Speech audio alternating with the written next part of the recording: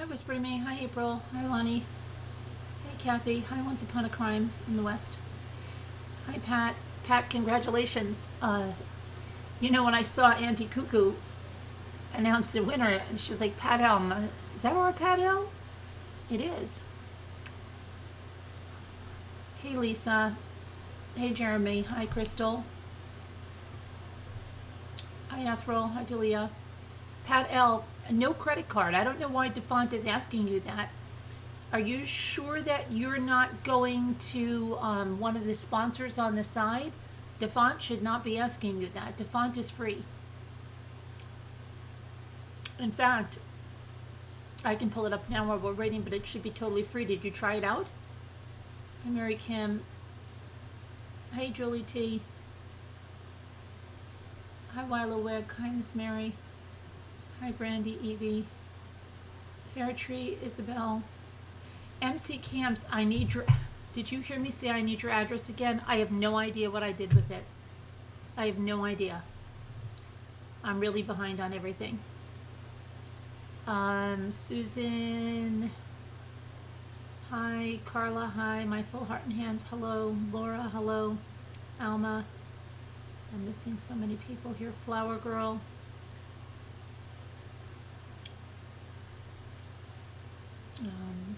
Kathy, I think I got you right. Lacey, Sabrina, Dawn.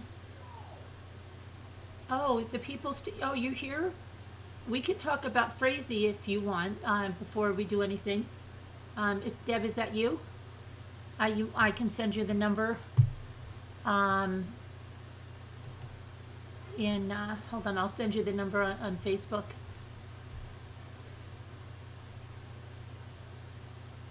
Let's see.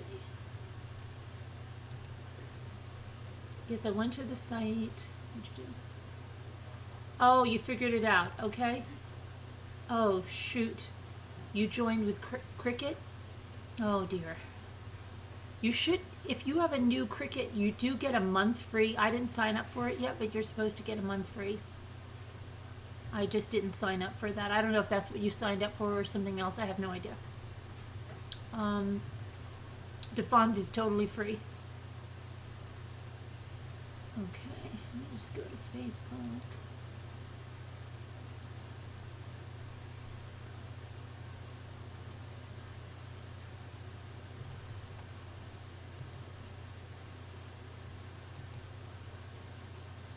Okay, I'm sending you the number now.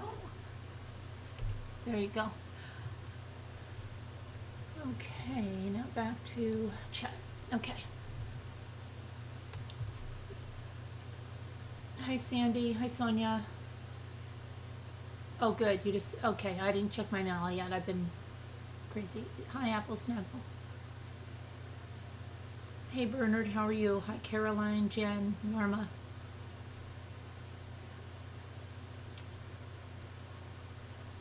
Lauren. Hello. Ellie Cattails. Hi. Ellie Cattails found the dark chocolate orange. I don't know why I'm losing my voice. Robin, hello. Lacey, hi. I'm scared like everybody.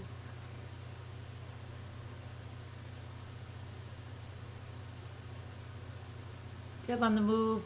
Whisper to me, I got you, Jesse. Led Zepp girl. Hennessy. Kathy, Monica, Tanya. Hi, everybody. I missed you. I see you too. But, yeah, okay, I'm glad you figured that out, because DeFont, yeah, okay. Hi, Deborah.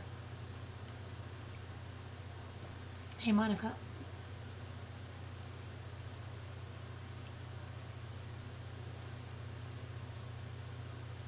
Yeah, I'm okay, Sonia. Just, it was weird. Hi, Janelle. Hi, Susan. Hi, Shug. Hey, Sea Glass and Shells. Yeah, it's all free. Did you try downloading some of it? Hey, Sabrina. Hey, Earthbound Spirit. Okay, and it all worked out, right? All free. Louisiana lady, someone tried to get into my car, in the back of my car, behind me. Yeah, go listen to the beginning of yesterday.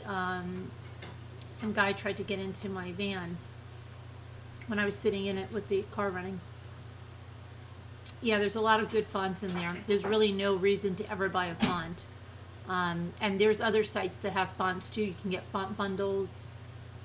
You really don't need to buy anything.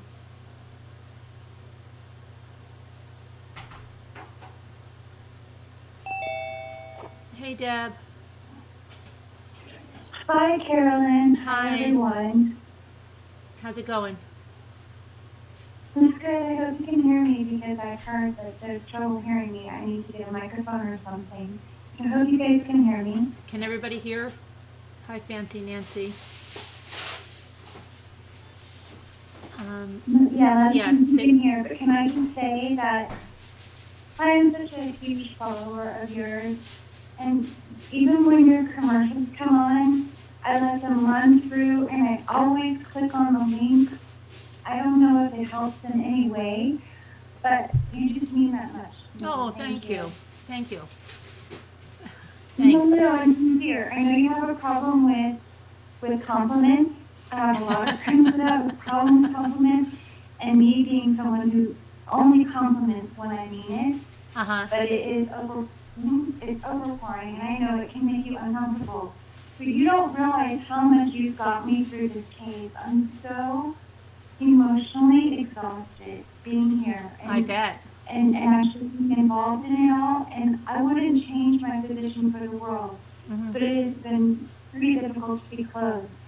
And then also at the same time, when we immerse ourselves into something that means so much to us, just like this case, and like all the cases that you involve yourself with, it's hard. And with the balancing of the family, and we have a bully situation in our family. I have a son with autism. That to see how you get through the day and you're able to make time for the people that care for you. And I feel like I've left and I've not paid enough attention to those people that mean so much to me during all of this because it's consumed so much. But to see how well you balance it is inspiration to me. And I just want to just get that out there. Thank you. Oh, you're welcome. Yeah, no, I imagine it's fairly emotional being in the court every day there, and especially the last day because Kelsey's father was very emotional, right?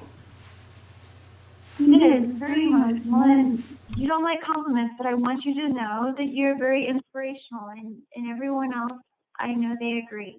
And thank you so much. Thanks, and thanks you. Thank you. You've been great through this whole thing, and you're very inspirational too to us. I mean, to be going there every day and be involved the way you are for Kelsey and her family, And so, what did you think? It's been a wonderful week, guys, right? Have you been following the news? The news lately of the case and this new snitch, this jailhouse rat that has completely turned this case, I wouldn't say upside down, but definitely on its side. What do you guys think about this and how it gives me know? Yeah, well, I mean, we talked about it last night. I think it's really damning to him. Now, some people were saying, oh, wait, didn't this guy do this like another time? Is that going to affect his, the credibility that he has? Is he going to be known as a guy that just does this? But I said, if they didn't have the letters, yes, but they had the letters. Like, I thought they were going to say they didn't have the letters, and then I was going to say, oh, big deal. But they had the letters, and Slater said they matched the writing. So, yeah, that's very damning to me for him.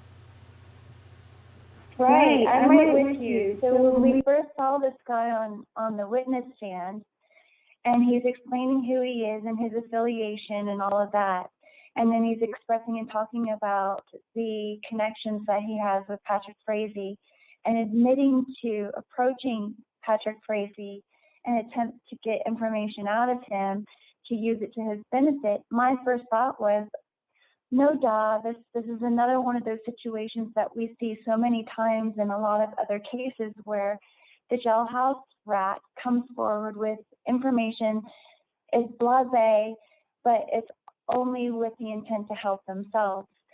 And so I was immediately in that moment dismissing everything, just his presence in it and of itself. And even though he had the tattoo under his eye, and I learned that is a serious, that's an indication this is a very rough person. I still thought, oh, this is just someone out to look for, attention or whatever. But then we saw these letters, and these letters were in Patrick Frazee's handwriting that we have seen so many times throughout this case. It has been a part of evidence. This is his murder alibi to-do list, which is what he expected law enforcement to believe he was doing. And we read this over your live one day.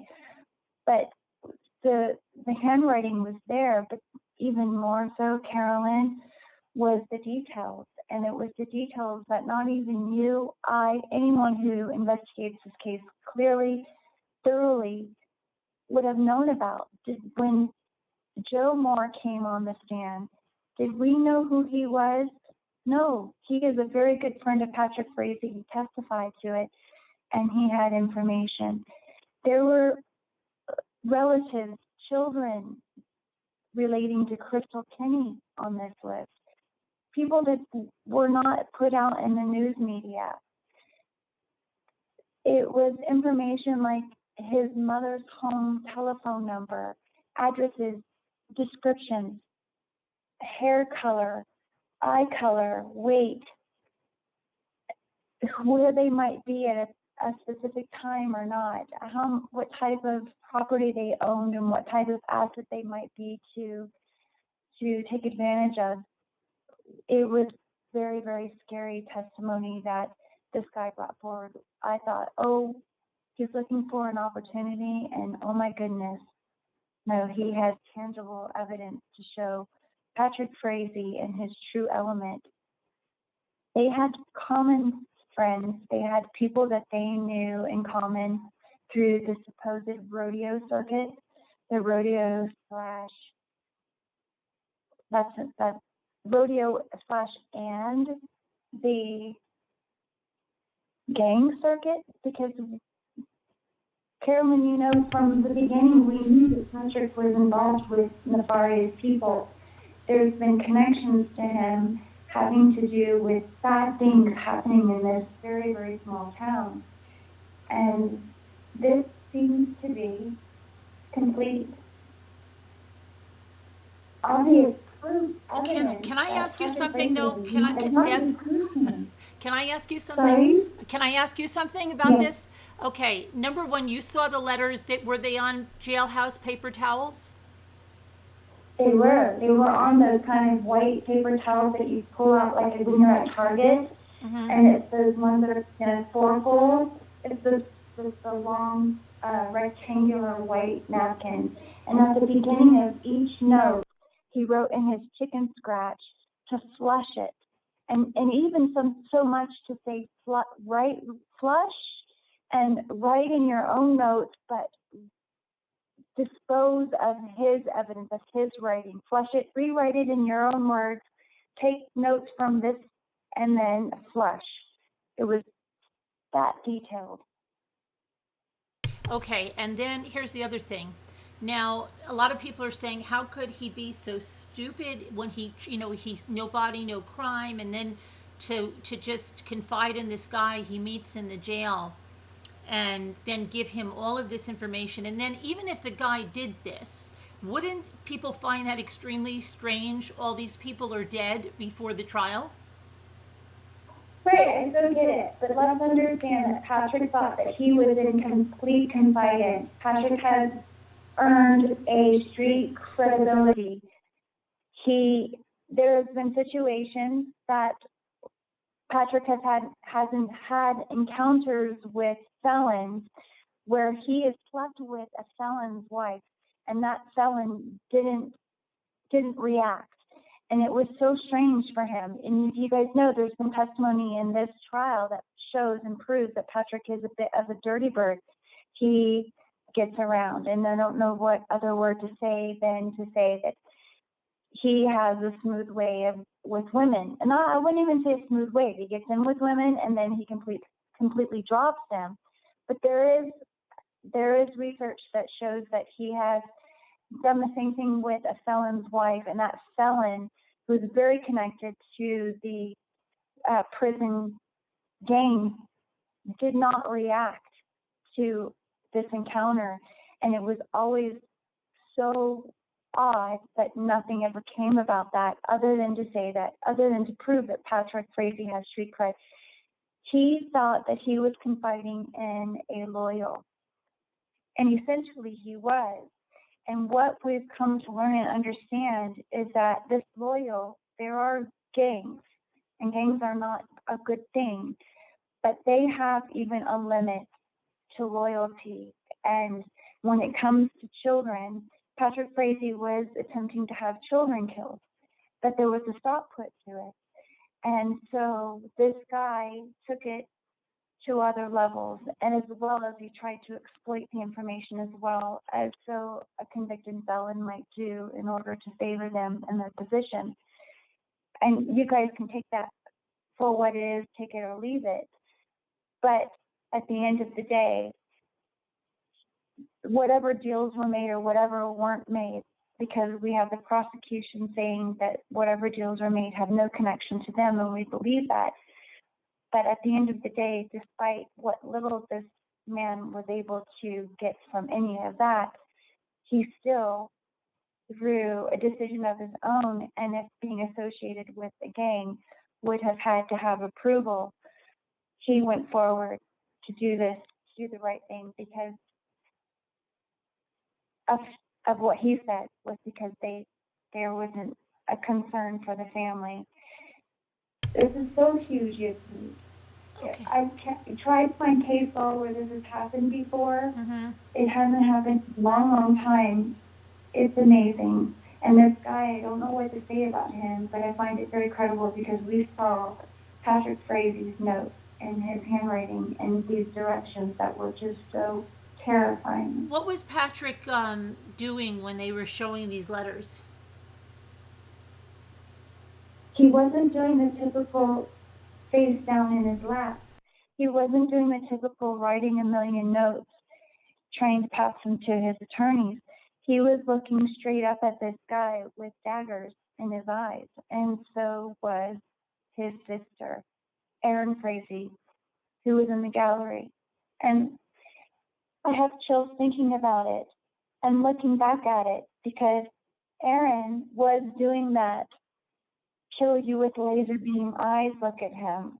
This is something, this family, these code words that were used in these notes, it is very, very scary, guys.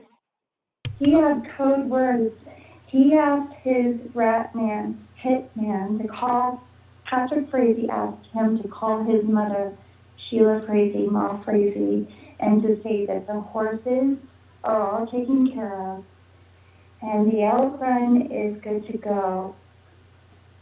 That meant a lot of words to Ma Frazee.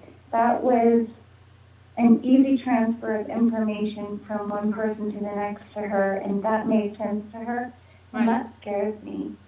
Yeah. The other thing that I'm thinking of, okay, so we were thinking, if Patrick is putting out a hit from in the jail, right? What about the jury? You know what I mean? Are they going to think, oh my gosh, if we convict this guy, is he going to put a hit on us from inside the jail? So we're screwed if we convict him? Do you think any of them are thinking that? Oh my goodness, I never thought of that. I know what I thought of, and it might be kind of weird, is because I a lot of times compare this case to the, I'm shaking because it really upsets me. You guys, I can't even express, Carolyn, if you guys were in the room, in the courthouse, the evil in the era is just intense. And tonight we had a live, and then we had a candle vigil, and it's just been very emotional, but it's just a lot of evilness that's just so tangible. It's upsetting. And to compare this case to the Chris Watts case, which is so tangible as well, and it just hurts our hearts so much, that to realize that this mother had a lot of knowledge with what Patrick Frazee is and who he is and what he's about. It's been a cover-up. He has been connected to so many things, and then he's got this Crystal Kinney involved, and then you see most of these people on this hit list are the Crystal team that we established. And why is that? Because they knew things. And so I thought, comparing this case to the Shanann Watts case, you see how many people are threatened. And then you have this witness, this rat person who kind of reminds me of not a rat, but not the rat person, because Nicole Kessinger in the case wasn't the rat. She didn't give up all the information. She gave shit for information, if you get my opinion. But she somehow, from what we heard, she got witness protection. So I wonder, does this guy get witness protection? Because I don't see how Nicole earned it, but supposedly she did. If anyone should, it should be this guy, because he did come forward, and he's not the best person, just like she is. And that's beside the point. But to answer your question, the fear for the jury is, yes, I don't know if there's fear for the jury. I don't think they should be in fear. There is a very good judge in place. There's a very good process. This courthouse, they're very, very thorough. The DA, they're very good with their investigations. And then you even have Agent Slater, who himself has been threatened in this case, is working on things. I believe that they're on top of it 100%.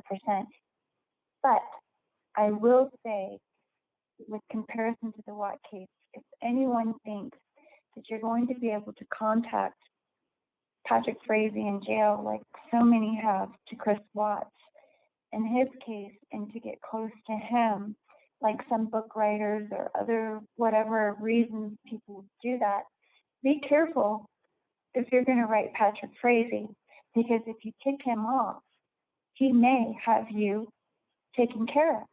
So there is a genuine fear, you guys. This is someone supposed to be a person. This is someone to be feared at every level. Okay, here's another question.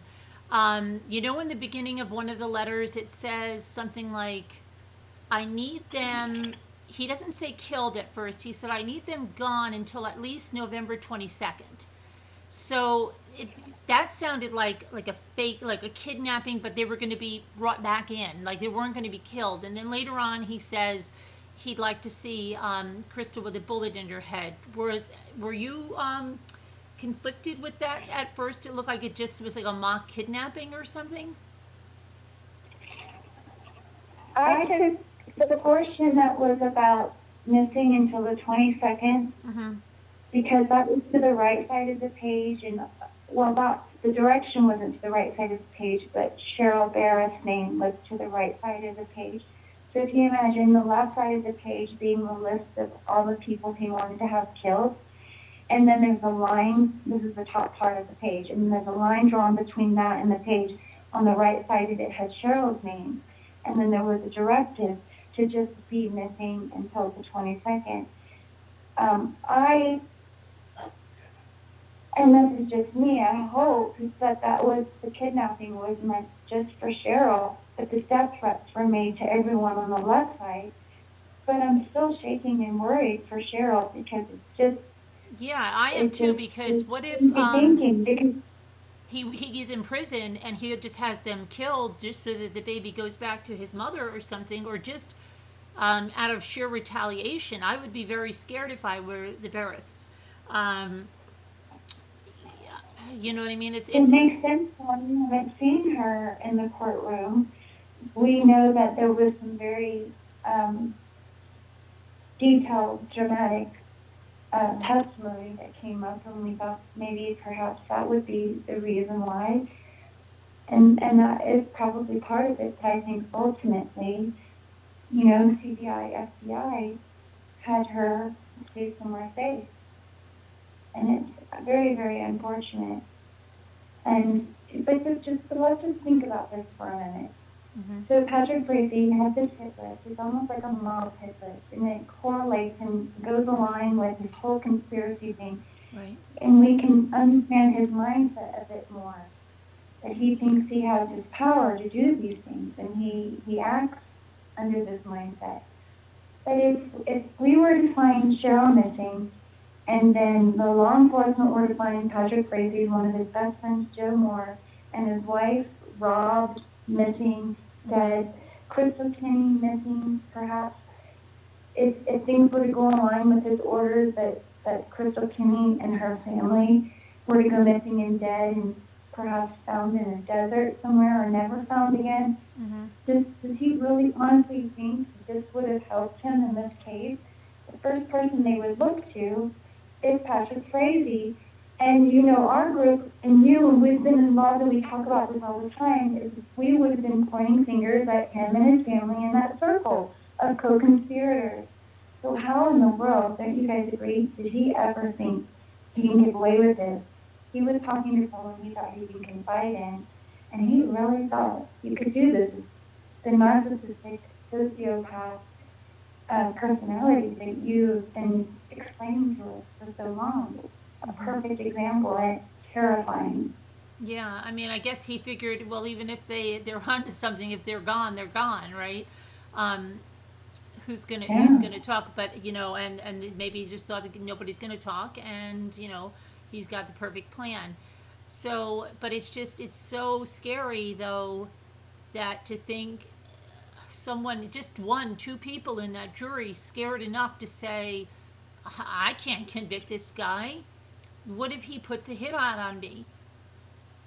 You know, that's what I'm nervous about. It's a small town, and you never know. And I don't know exactly who's on the jury, and if I am sure I do trust, because I was able to sit in on the last day of the jury selection to see the process of the elimination that narrowed down to these individuals. And I will say, just based on my opinion and presence, is that these individuals are solid. There's no type of connection or any type of bias to Patrick Frazee. This is a huge disconnect where that they're able to objectively apply themselves to this case and appropriately to the rules and laws. Um, I don't think that there's going to be that element of fear because the process works very well to disassociate anything like that. But even just being in the gallery, there's that fear, and it's very tangible. This is a very scary situation, and you're very right to point it out. Yeah, I mean, yeah, because a lot of jurors, I mean, they feel like that, and some of them are threatened, and um, all kinds of things like that. So that's the one thing I'm worried about. It is very damning to Patrick, uh, especially with that he had the letters. That's the big thing. And then the other stuff, it showed he was the other friend that testified, no body, no crime, she's not coming back, all of that kind of stuff. I'm just worried now about the jury, and then I'm worried even if they convict him, he might have retaliation to the Barretts, and then just because of his daughter, and maybe he thinks that, well, if I'm in prison, you know what have I got to lose? I'll put out a hit on them, and hopefully my daughter will go back to my mother.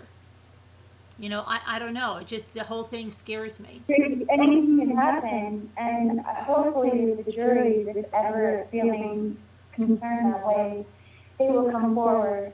And I think that these are the kind of people that will do that.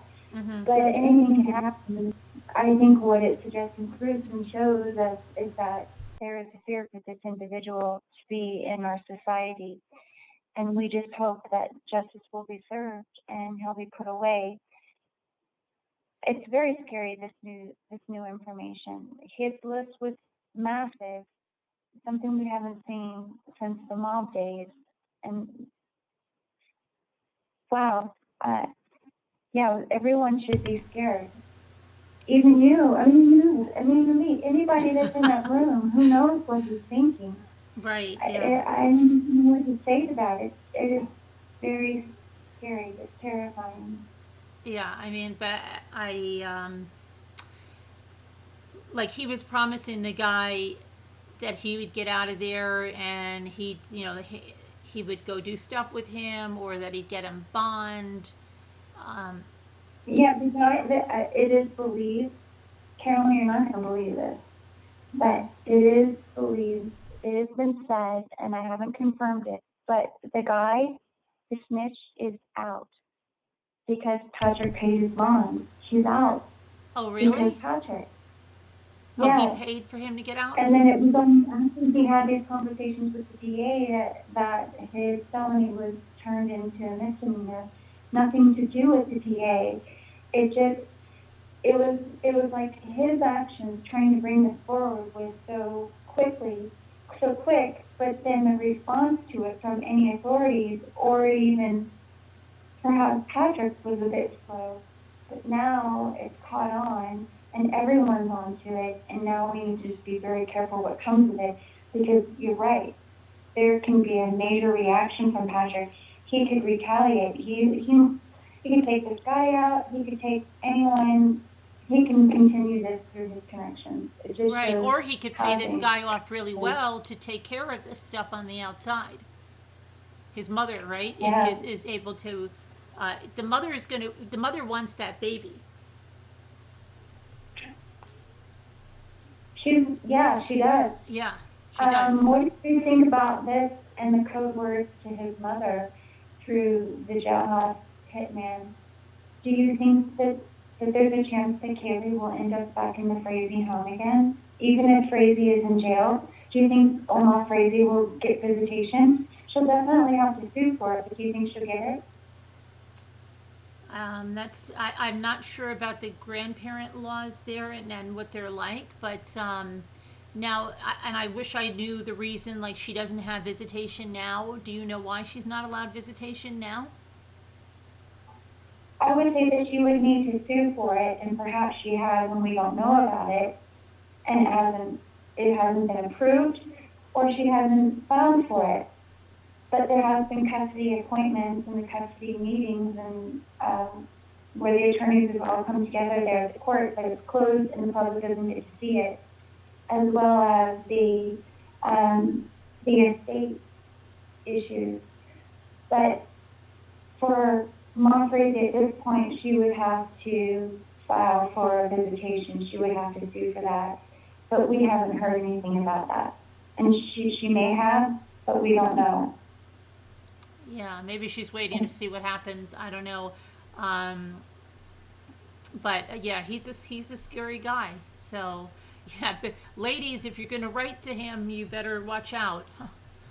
Um, those ladies that Yeah. write to guys in prison. I don't think he's one to write to. No, no, I would be very careful. Yeah. Oh gosh. Yeah. But He's. what was really interesting about Monfrey is earlier this week, so the tension in the courtroom, as in comparison to the week before, this week has been very tense. And you could feel it in the air, and you could feel the evil in the air, but we didn't know what was going on. All that we noticed was that the defense did not seem to be cross-examining as much. They did not seem to be having objections, and there wasn't much dialogue from them.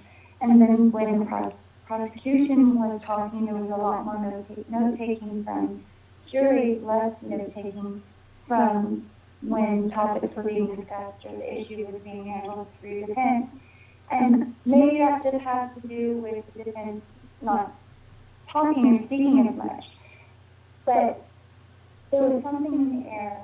We thought something was going on behind the scenes, and sure enough, this is what has been going on. And it's a huge wrench into everything. But it seems like the judge has handled it well. He said that the testimony by this jailhouse snitch is just to confirm or just to be associated to Patrick's guilt. It isn't to establish anything else but that. And I don't have the exact words in front of me, but it's just to be taken with a grain of salt. But it's been very, very huge. It's turned things upside down. Okay, Don't you agree? yes, I do, and we have some questions here. So, Allie Cattails would like to know, how did this guy get these letters out of the prison? Aren't they checked for stuff like that? Did they mention that, how he got them out? They did mention that, but what was mentioned on the letters was to flush them. And this guy didn't flush them. He obviously took them and he put them in a very safe place, and he hid them, and he was able to bring them out. And it was tangible evidence. It was huge. Okay, and then Eric wants to know. Okay. Okay, sorry. Eric wants to know, are there any more issues to the custody case that you know of? Like, I think he means, no like, issue. know. Yeah, so far, Kaylee is safe and sound in the home of the barracks, and that's where she will remain. And as far as we know, there's nothing other to suggest that she'll go anywhere else. And even more so, if Patrick is convicted, that will seal that whole concern if Patrick has any rights to her. He will no longer have any rights to her. She'll be protected from him. He will have to file, even upon his release, to ever see her again if even. And you know what's even more so interesting too? I mean, Kaylee is huge and she's so safe and sound, and aren't we so relieved about that? Mm-hmm. But also what's interesting is Patrick, Frazee, and Crystal Kinney can no longer communicate, as well as anybody else on that hit list now. It's just growing and growing. Yeah. But his communication is cut in half. He's not going to be able to have anything to do with any of those people ever again. I see. And somebody said along those lines, now that those letters have surfaced, that perhaps Crystal was really scared of him. What do you think? I think that this is huge, and the fact that it does substantiate, it does prove that Crystal, she said that she felt that she had a genuine fear for herself and her children, and this proves it. Mm-hmm. This is something that came later in the stages of everything. It was September through October. But this proves it. If she felt or had knowledge to a threat or fear back when she originally made the statement, this certainly substantiates it. But what all does she know about him? You know, this is a jailhouse rat. So what else does she know about what he's doing? Who else could do these things to her? He didn't have to be in jail to get this to happen to her, it seems. So she thought. Mm-hmm. I don't know. But yeah, it's hard to explain, but yeah. It seems like she had a reason to be in fear. Don't you guys agree? Well, some people don't. Eric says, BS, he said, you don't go to party in Vegas with that kind of weight on your shoulders and have very many feelings. I agree. I'm so upset about that whole, it seems as though it was a bit of a celebration. It's very difficult, I think, in my personal opinion, for a jury to try to take and completely swallow the testimony that Crystal has, because it's obvious that she's a liar and she's lying to her benefit. And it seems, in my personal opinion, that she played a bigger role in all of this than she testified to. So you do have to take that with a grain of salt. And was she really in fear of her life, or is she just in knowledge and knowing of how deep-seated this crime is and the individuals are connected to? But she is just right there in the thick of it. It's hard to say. I get that. It's a very good question. Yeah, I mean, it's just, just crazy. I mean, the whole thing is so crazy. And, you know, in that very small town, you think that, well, no one else came forward as a character like that knew him, like either in high school or something, and said he was a weird guy. Like, um, Yeah. a weird guy or that he Yeah. did things? Do we hear something about, like, when we always look at people hurting animals? Now, people say he trained his dogs rough, but then other people say not as rough as a lot of the other trainers. Um, Hmm. Yeah, I mean, it's scary. I'm sure people were scared of him. You look at him and he's a big guy. He's a scary dude. yeah, because I mean, But if he committed that murder with the baseball bat, the way they said, right? Um, yeah, those kind of people don't just normally have, just do that overnight. So there's usually some kind of a past there with, I mean, if you look at the profiling books like John Douglas wrote, there's something usually with animals, hurting animals, as yeah. even a child, setting fires, things like that. And I don't know whether they just didn't look much into his past or what. Well, the abuse of animals is a sign. How many animals met demise as a result to him? We can only imagine. We don't have any reports of it, but we can guess. We do have reports of animal abuse, and he was doing that in broad daylight, like it was nothing in front of people. It's hard to imagine. And then just his characteristic of how he wanted Crystal to be killed, as well as her best friend, Michelle Stein, and it was put a bullet in their head and then piss and shit on their face. He's one of those, Carolyn. Yeah. One of those you speak and warn everyone about. People, when pushed to a certain point, they do just the worst evil acts, and no care and concern for anybody, not even the children. Yeah, wow. That's, I just, his mother looks like a scary character too. You know what I mean? She doesn't seem phased by a lot of this that's going on. And I mean, I don't know what the reputation of his father, his brother are. His brother's in law enforcement, right? I mean, Yeah, how weird is that? yeah. His brother had to testify, and I wasn't there that morning, but apparently there were some looks between Patrick Frazee and his brother, and maybe even an under the breath comment of disdain for Patrick Frazee.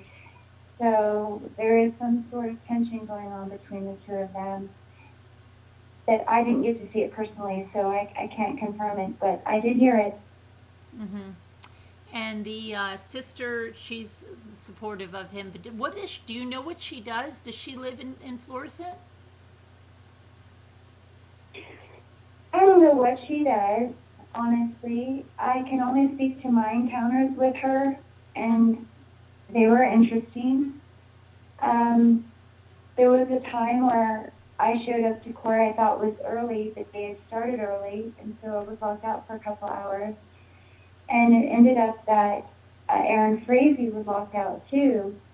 She was having quite a fit, and she was talking to the sheriffs and hissing and arguing and fighting with them and going up and down the stairs, stomping up and down, huffing and puffing.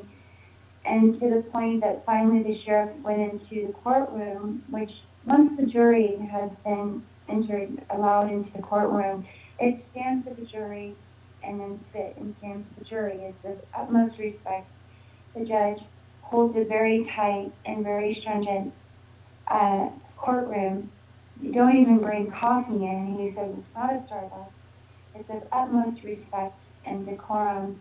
And so it took the sheriff to go in and to address the judge himself personally to let the judge know that Erin Frazee, Patrick Frazee's relative, who's out there saying, she's a relative, I'm a relative, I need to be allowed in there, I need to hear this.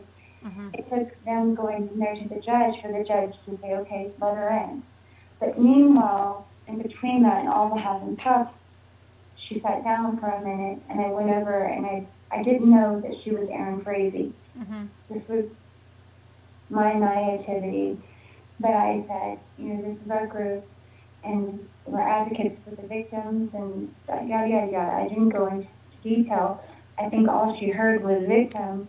And she said to me, we don't consider ourselves as victims. And I said, well, yes, but of course, because Kelsey's the victim. And the whole time she's not getting any eye contact with me, and she's shifting her body away from me. And she completely turns away, and she won't have anything to do with me. This is when I was stuck outside in the lobby. It was two of us, but I was talking with people in the courthouse, like the courthouse managers, the ladies of the courthouse. And I went back and sat down in my chair, and I said, oh, wow, I wasn't assuming this was a Barrett family. I was oblivious. I don't know why I thought this for a second. I didn't know who she was. I know who everybody else. But I put myself out there, and they said, no, that is Frazee, Patrick Frazee's sister, Erin. And I'm not sure where my point is, but to establish that she was a bit nasty. And to see her sitting on the edge of the seat and putting daggers from her eyes into this jailhouse rat, and the look on her face whenever there's testimony, it's unreal to me. It's obvious to me that this is a very strange thing.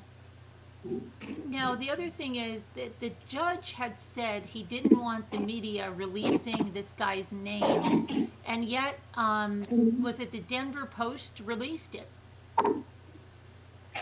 What's that? I'm sorry, I didn't hear Oh, the judge had said he did not want the inmate, the former inmate that testified, that he did not want the media to release his name, but the Denver Post released the name. Wow. Yeah, I did hear that he asked and requested, and he was told that he would be provided that no media would reveal his name. But then the media did, and that's crazy. But I don't know what to say about that. Yeah, I wonder if the judge had anything to say about that to them. Or We if he didn't will. we haven't heard about that yet. Maybe we will, or that's a separate thing, but Yeah. no, his name was shared. Yeah, his name He's was. in trouble. Yeah. I mean, see, Erin's looking at him. Even herself, she's like 6'2" or something. She's massive. She looks like Mom Frazee, but like Jolly Green Giant size, with the high waters and the long pants and the funky socks and the pillow and the book. Just it's a look, and I don't even know how for a second I could have misunderstood that. After the fact, it was like, oh my gosh, one of these dull moments. It was a weird encounter. Yeah, definitely. I mean, so what do you think now? The closing arguments are Monday. You're going on Monday? Yeah, I will be there, and we'll see how things go. It will be jury instructions. The judge will go through those jury instructions in public, and then it will be a jury deliberation. And I guess before any of that would be, closing arguments and any other inserts that have to do with anything. Right. So it's going to be a packed day. Jury will, at the end of the day, I believe, because we have so much time, things move so fast, that there will be time for jury to deliberate. And maybe they'll come right back, or it will be some time, we don't know. But this week we should know. I don't know. Maybe tomorrow is trying to say. Right. I mean, what do you think? I don't know. That's what I'm saying. Now, is the jury going to be sequestered if they don't come to, a decision on Monday, or do they go home? Do you know that yet? Did they not? I don't know that yet, but so far the jury is not sequestered, so they do get to go home. Okay. They're at home this week. Yeah, I was kind of glad that they didn't do the closing statements on Friday and then give, because we've seen cases where they do the closing statements on Friday and then they don't even have time for the jury instructions, or they get the jury instructions and they say, okay, but don't have deliberations until Monday. And then they've got the whole weekend, and it's really bad because, especially if, they're very dramatic closing statements, right? They get lost over the weekend. And so I think it's good that he waited until Monday, so they can go right into deliberation, and then if they didn't finish, like let's say Friday, then they would still, if they didn't finish Saturday and Sunday, they would be home if they weren't sequestered. So definitely, I think keeping it, pushing it ahead till Monday was a good idea that the judge did. Yeah. Yeah, so what do you think? So with all of that, what do you think? Do you think we'll have something Monday or Tuesday? I would say yes. Yes. I would say yes on Monday. The only hold I have is one or two of the jury people being frightened. Frightened enough to say, I'm sorry, I cannot do this. I can't because I'm scared of my family. Like, even if they admit it or not to whoever, but maybe like even this weekend they're home, and I know they're not supposed to talk about the case and whatnot, but we know, that they don't always listen 100%. And what if one of their family members you're being very realistic here and said, hey, like John, don't be a hero here. We don't need the whole family's life in jeopardy. Let the jury hang and let them get another trial, and you stay the freak off of it. I don't know. This has thrown a whole monkey wrench into it for me. I get it. Yeah, you're right. And if anyone will know and be concerned about it, it's you. You know about these cases and how they go. It's a genuine scare. Mm-hmm. And let's just hope that these juries are confident enough to move forward. We'll see where things go. Did we ever think for a minute that things would end up like this? We knew it was a crazy case. Mm-hmm. But did we imagine it being in this position? No, I didn't think he did this. No, I did not think he left this trail of stuff behind. Yeah, I mean, it's just he's a scary guy. He's got a lot of power. And we had a meeting with the nuclear, and he certainly did. But we didn't realize it would be to this degree. Yeah, I mean, it there's kind so of much more throws to it the for me. story too, right? Do you think there's a lot more just like the Chris West case? Do you think he'll ever admit? Do you think he'll ever speak? He said he's not going to speak. He's not going to take the stand. Yeah, he's not like Chris. He doesn't get a high out of giving. Chris loves the attention. He loves to talk to them. He loves to give interviews. Patrick doesn't seem like a guy that likes to give interviews. You know what I mean? He doesn't seem like he wants to be in the limelight. He'd rather be a really scary guy. I don't know, from afar. Yeah, so I don't think I don't think he'll be talking about anything. But I think he wants them to see him as a really scary guy, and I'm sure at least two people on that jury find him a really scary guy. Yes, this past week I noticed that he was trying to engage eye contact with the gallery, and perhaps even that stretched out to the jury. Mm-hmm. I did notice with the gallery, not so much the jury, that means something, when they're reaching for eye contact to other people.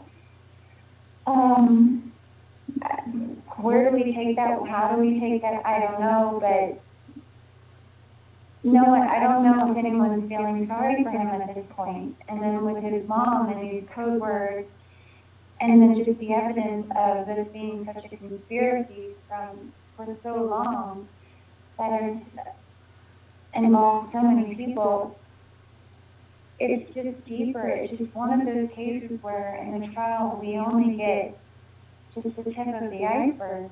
There's so much more to it. And we just hope that people aren't too scared to convict this guy. There's been lesser charges added so that it will safeguard from Patrick filing for any type of, what's the word, when he can get away with things, when he can fight it. Appeal? His appeal? Yeah, no, it's when they can fight against the trial that they had. It's appeal. Appeal, yeah. So, yeah, the appeal, so the concern for appeal, the defense requested lesser charges so the jury would have options to to convict him of the charges, the 8 charges that he's already charged for, but additional lesser charges because a lot of his testimony was based on, most in part, by Crystal Kinney. And should anyone not want to believe her testimony, or parts of her testimony, that there will be also an option for lesser charges. And I believe it took the judge all of like 30 minutes, but it was an intense deliberations to decide that he allowed those lesser charges so that the jury can decide between the 8 charges that he was originally charged with, as well as his lesser charges, so that later on Patrick Frazee cannot go and say that he wasn't given these options and will be able to appeal, if that makes sense. But Yeah.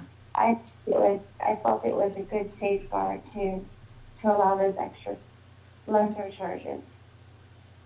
Yeah. I mean, I don't people choose that, yeah. but they're there in case there's that need.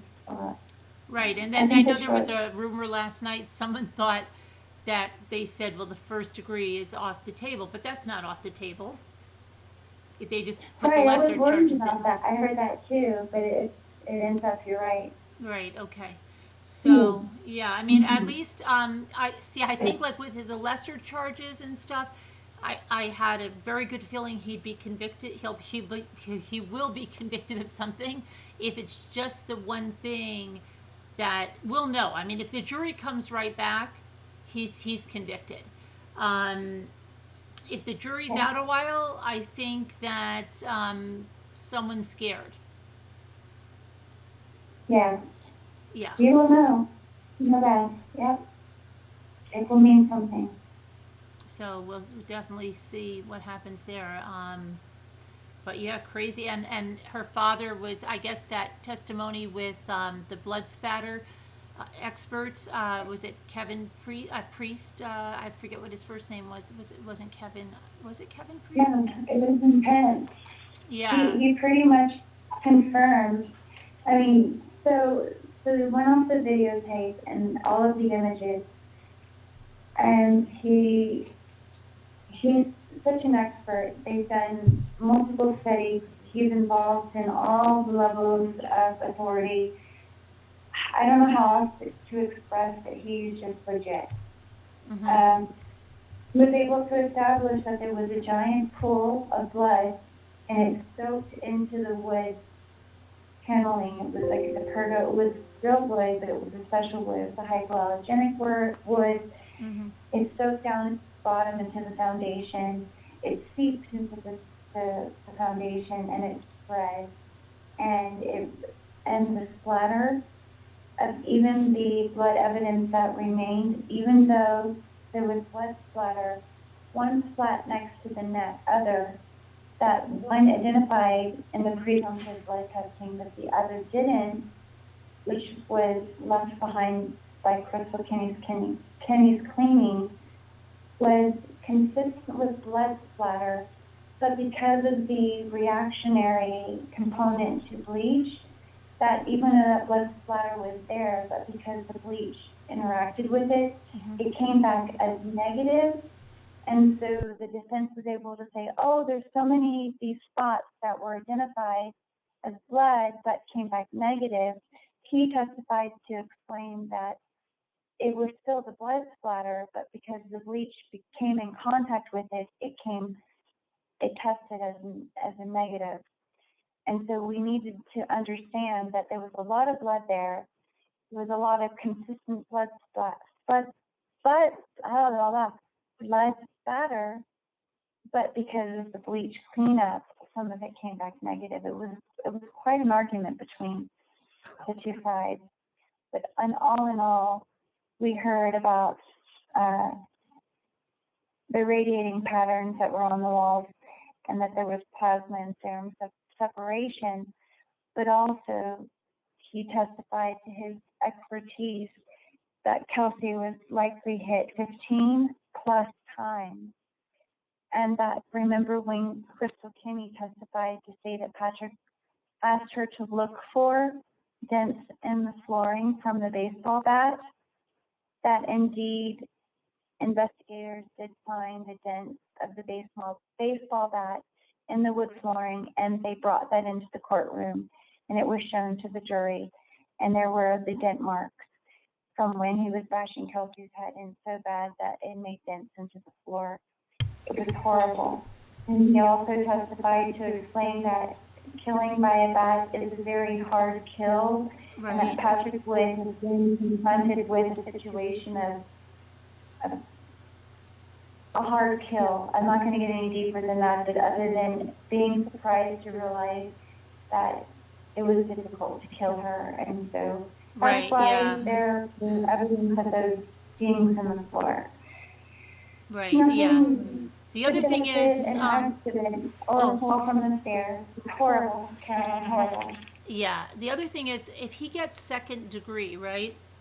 The manslaughter, it's like 6 to 8. Isn't manslaughter 6 to 8? Is it 6 to 8? 6 to 8? Is manslaughter 6 to 8 or 6 to 12 or? Like 6 to 12, and then usually sometimes they have to only serve half of that time. Mm-hmm. And so I guess what you're getting at is, will they stack these charges if it ends up at that level? Let's hope so. I'm thinking that what if let's just say he gets the lesser charge, and he gets out in 6 years, and Kelsey is 8 years old. Does he get custody of her? Not There's Kelsey, no way. Kaylee. I don't think Kaylee, that it's not going to happen, guys. Let's don't even go there. But gosh, what if? Yeah, he might be able, out in 8 years, he may be able to sue for custody. Yes, that's a reality. If that happens, he serves his time. Yeah. So he could file for that. Does he get it? We don't know. It would depend on all of the circumstances going on at that moment in time. But that is absolutely an option that could happen. And does he get visitation, like if he is convicted and he's in penitentiary somewhere, does he get to see his daughter? Can he petition to see his daughter?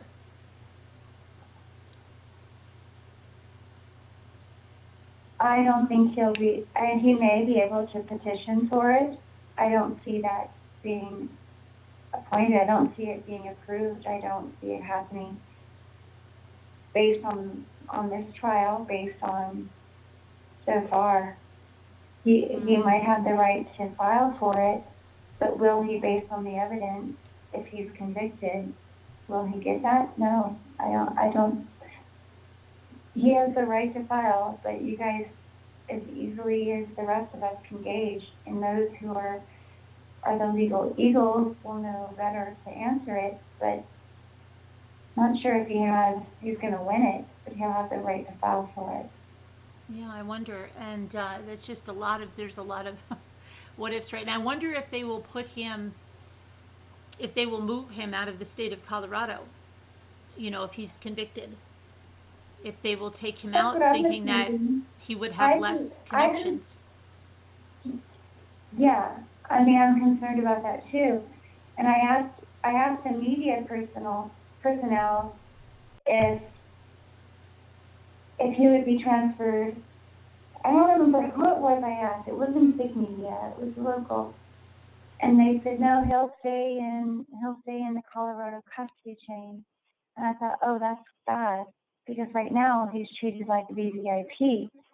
But then yesterday I asked, I think it was media. I need to really go to my sources here, but it was local media. I think it was Sam Kramer, and he said no, he will go on to federal prison, and it will be a big transition. Oh yeah, he's definitely going to go to a federal prison, but I wonder if they'll move him like Watts, got moved to Wisconsin. If they'll move him out just so he doesn't have, there's less of a chance that he'll have these close gang connections to gangs in Colorado. You know what I mean? I don't know. That should be considered. So you guys give me Monday. I'm going to ask these questions. I'm going to go straight to the District Attorney, Dan May, and see if he'll answer these questions for us. Okay. I'll get back. So we want to know if he's going to go to a federal prison, and if they're going to safeguard from him having access to gangs and the other affiliations to where he could be assisted potentially, right? Yeah. He'll definitely go to federal prison. It's just where, whether they'll have it in Colorado somewhere. Like, because Watts first went to a Colorado federal facility, and then they moved him. And there's supposed to be a Yeah. really bad one that Chris was afraid when they took him on the road. He thought he was going to this really bad one that he heard about, and he was freaking out. But they just went there to use the bathroom. Yeah. Oh, what was that one called? But isn't it quite the juxtapose that Patrick is hoping to stay in Colorado, where Chris Watts Was like, bye. Okay. Yeah. Yeah. But Interesting. yeah. So, but yeah, but Patrick, yes, is a horse of a different color. Excuse the pun with the horses, but yeah, he definitely is. He's definitely not a Chris Watts. He's not scared like that, and I don't know. Yeah. So you gotta ask these questions, guys. It's a very good question. I'll ask them. We need to know. We need to know. And you know what's also important, Carolyn, is I hope that you put in the FOIA for the transcript. We get a lot of questions. How long will we wait until the transcripts are released? I don't know that answer, but I'm not requesting the transcript. I think we should. You guys should. And you should discuss them. Oh yeah. Because I'm in the room and I only grasp so much, and I hope that I get enough to give you guys an idea. But those transcripts are going to be golden. And you guys will see, you will be able to understand how wild and crazy and horrible this is. And just hearing Kelsey's last words, and then you go to her Pinterest page and you see the hope that she had and the prayers and the quotes that she liked and loved, and she reposted on her page. It tells you a bit of her mindset. And then to Yeah, I'm sorry. I just want to correct something. I misspoke. I misspoke when I said federal, and so I misspoke. I meant he wasn't. My mind is crazy now. Well, I meant he wasn't going to stay in the Teller County Jail, just like he didn't stay in the Weld County Jail. He went to the prison in Colorado. Then they moved him to a state prison in Wisconsin. I'm strike that. I did not mean that. I'm not thinking straight right now. Sorry, Monica. Thank you. But yeah, I'm wondering if they'll move him out of state. To another I state. heard that they will. I heard that they will. And I didn't even see that you misspoke, but I know Chris Watts, he had a transition. And he was terrified at some point in that transition, and you're absolutely right. And he loves where he is right now. We don't want that for Patrick Frazee. But it seems like Patrick Frazee would be very comfortable to stay in the state circle, the parameters, prisons, or whatever that is. To be sentenced over at Canyon City would be a dream for him. Let's hope that he gets sent away.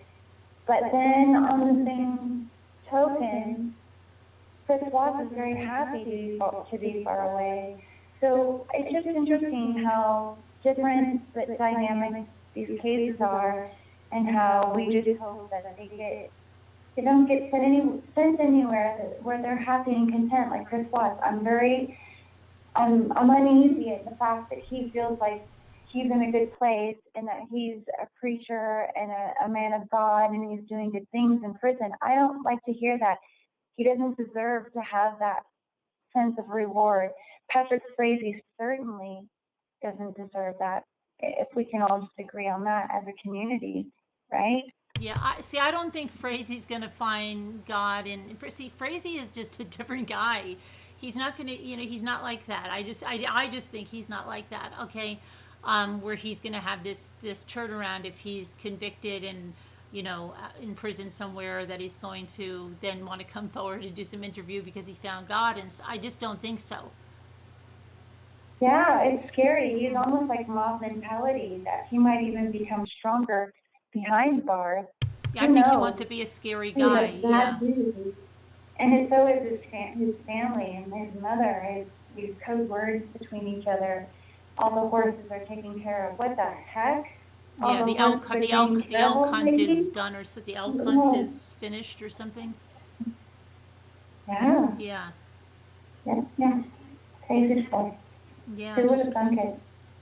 I don't know, I'm crazy. happy to be here, guys. Thank you for having me. Oh, I thanks for hope. coming in. Yeah, we appreciate it. So, and we'll hopefully talk to you on Monday, and maybe they'll have a verdict. I don't know, right? We'll see. Yeah, you'll know. You would know better. You'll know how this goes. But Yeah. I will be in touch, and I'll message you immediately as soon as I can, Okay. and we'll give you guys some updates. But thanks for having me. All right. Thanks for coming. Have a good Sunday. Thank you, Carolyn. All the best to you and all of you. Thanks Okay. again. Thanks. Good night. Bye-bye. Bye. Bye. Okay. So yeah, that's a lot. Would like CW to be miserable. Yeah, CW is a totally different, a different egg.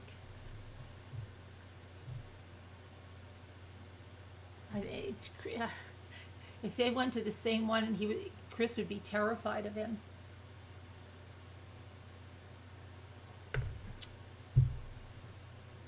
But he's a scary guy.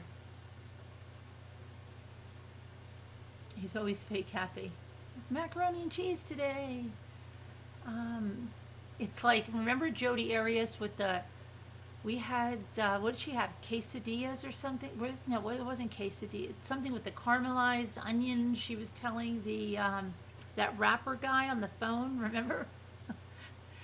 Oh, it was so good. We had such a good dinner. It was caramelized onions, and was it quesadillas or was it fajitas? Fajitas, I think it was.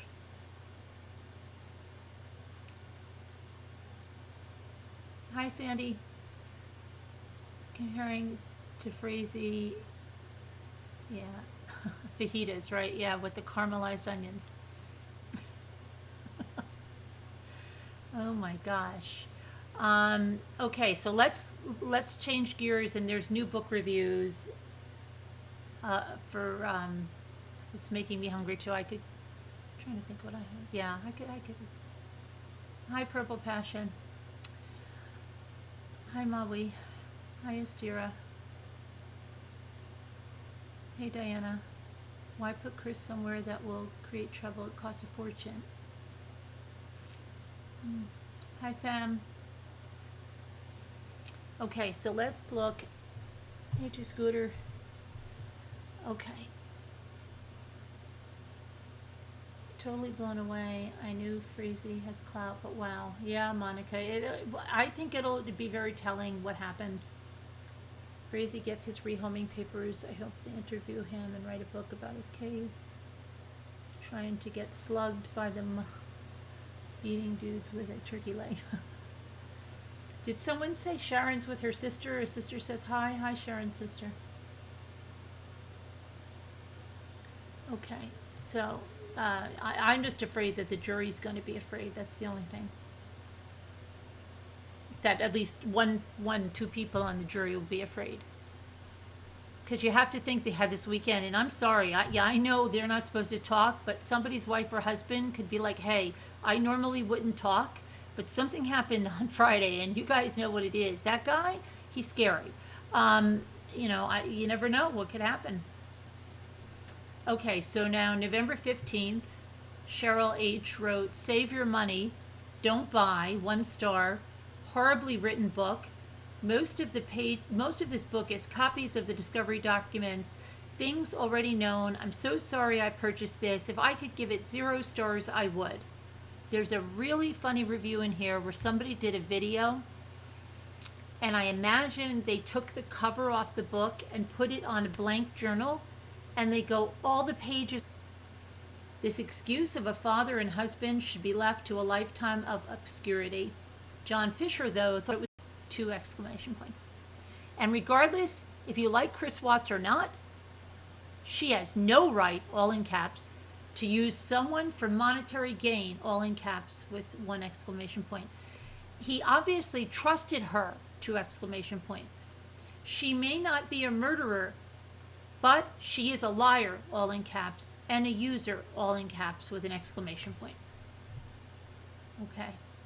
Then we have Rock Jam 6139, 5 stars. Raw details about the murder case of his wife and 3 children. And then he's got a little baby emoji sucking a blue pacifier. I don't know why. That's not cool. Says good book. Gives the raw details as Chris Watts details what happened to Shanann, Bella, and Cece that I think he means faithful, but he says faithful morning. Chilling. Then we have Juan Bonilla, 1 star. Terrible. Don't waste your money. There really isn't a lot of new information. Most of the new info is CW's incoherent religious nonsense about now he's forgiven and how demons made him do it. Truly, I feel like most of this book is selling the idea that something came over him and made him murder his family. Also, the writing itself is terrible. It seems like this book wasn't edited at all. There are missing words, spelling errors, missing apostrophes. The author jumps from random thought to another random thought. It feels like a squirrel with ADHD that just drank 5 gallons of Red Bull organized most of the paragraphs in this book. The author also refers to the burial site as Survey 219 at multiple points throughout the book. She couldn't even get the basic facts right. The book is not just a failure of the author to write a coherent narrative, it's a failure of the publishing house for putting out such a low-quality material. It seems that they knew people would buy this because of the subject matter, so quality was not even taken into consideration. Strongly recommend passing on purchasing this book. Then Deborah Perry, 1 star. Why did I waste my money? And she has a big angry face, a red angry face emoji. Well, first of all, the grammatical errors and typos were so bad, I had a hard time reading it. How are you going to write a book and sound like an idiot? There is nothing new in this book. I'm so pissed I wasted my money. The chapters are all over the place. She's completely written off all of the CBI and FBI's investigations as her own writing. All she did was scribe this book. It's all copy and pasted from all the information released by law enforcement. Don't waste your money. Then Amazon customer, 2-star review, headline says bad grammar. Most of this book was taken from the Discovery. The grammar was horrendous, and the story jumped around so much it was hard to follow. Then we have King Ken, 1 star. Whoa is the headline. Why was this allowed to go to press? It's a tough read due to ongoing errors. Pretty sure I read in the intro or in the acknowledgments that this book was edited. I don't think so. There may have been a copy that was edited, and if that's the case, then this copy was inadvertently submitted rather than the edited copy. For example, page 52. So when asked him why? Who? Who asked him why? On page 132. During the pre-test interview, Christopher told the agent the following. At 4 p.m., the polygraph test was over. What? What did Chris tell the agent? I'm sure we can find the info pretty much everywhere else in this book. Also, not sure why Chris is referred to as Christopher all of the time. Way too formal. This book is too messy. Is too messed up to enjoy. I rest. Then we have T. Elfkins, 1 star, pure headache. I will never purchase anything from Amazon again. I will make sure everyone I affiliate with will be made well aware of my horrible experience. That's a little extreme. T. Elfkins, you don't want to make a statement like that and then you realize, damn, I need Amazon. You might want to pedal that back a little bit. Okay, then we have the one that says all the pages are blank and it's a video. And they didn't put anything else. Okay. Let's see, we have Amazon customer. My second grader could have written a better book, 1 star.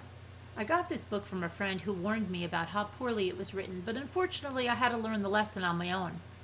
The grammar and run-on childish sentences are actually distracting from being able to read it. Repetitive, disjointed ending sentences with prepositions, obvious errors that any middle school English teacher would have been horrified at. And the author peppers this book with these questions that are so obvious and hypothetical. Like, why would someone who had it all do something like kill his family?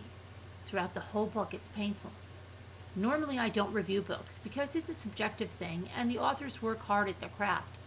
However, this is obviously not the case with this book. This is a couple of hours of my life that I will never get back. The only good thing I can say about this book is that I didn't have to pay for it. The author should definitely keep her day job. And I think, let me see. Yeah, I think then we're back to what we read, but those are the new ones.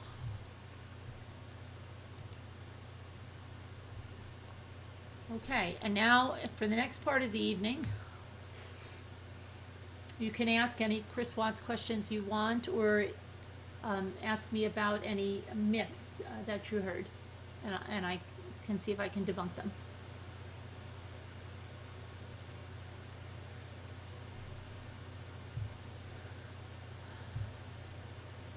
Amazon will probably be okay without you. I think that was a little extreme on her part.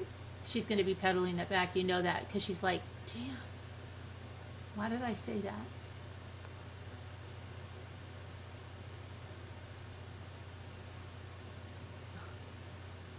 I need the nitrile gloves in the. What am I going to do? It's like, I'm never going there again. Yeah, oh, okay. Yeah, Janae, I did, but the red car.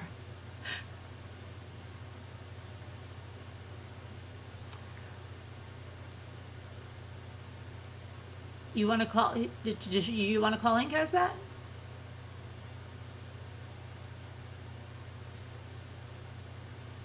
Yeah.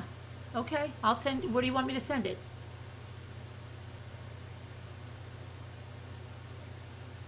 You actually did find a third conspirator?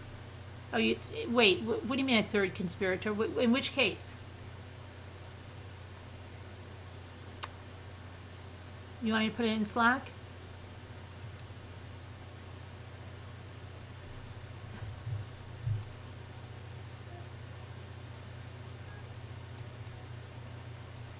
Oh, I can't do. This is crazy. I can't do that because it's on my phone and I'm on my computer. Can I do it in Slack?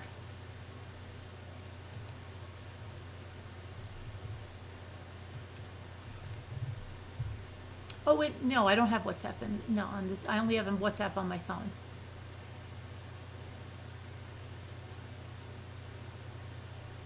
I'm just going to put it in Slack.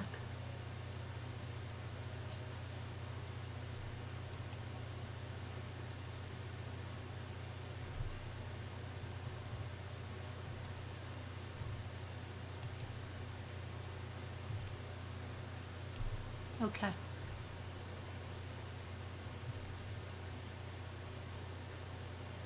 Oh no. Oh, please keep Mama Ames's sister, Deborah, in your prayers. She's really sick. They had to skip her chemo this week. Oh, I'm sorry to hear that, Mama Ames. I was just thinking of you. Definitely praying for your sister. Please, prayers for Deborah.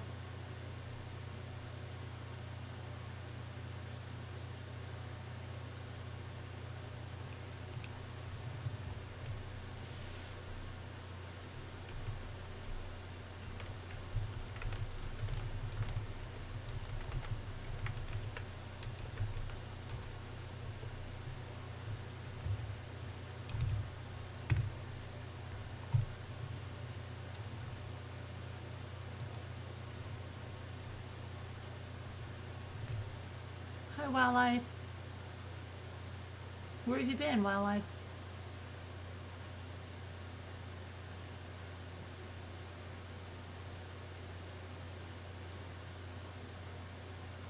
Hello. Where'd you get Hi. the rolling fields behind you there? Yeah, well, I thought it was morning. Oh, look, they're moving. How come? Oh, no, it's just the light. It looked like the grass Just was a light moving. because it's not lit very well, No, but it unfortunately. looked like the grass was moving for a minute. It Oh, does. did it? Well, that was quite, yeah. Yeah. Animated. Hello. Sun's Well, bright. look, Looks warm and sunny. Nice. it looks lovely, doesn't it? Like it's It going to be does. a nice day. Not like what we've got outside at the moment, which is grey and miserable. So. Do you have? Is it cold? Oh, yes, cold, really, just generally miserable, and it'll stay that way until like March. That sounds inviting. It's delightful. It There's a is. reason call it blighty.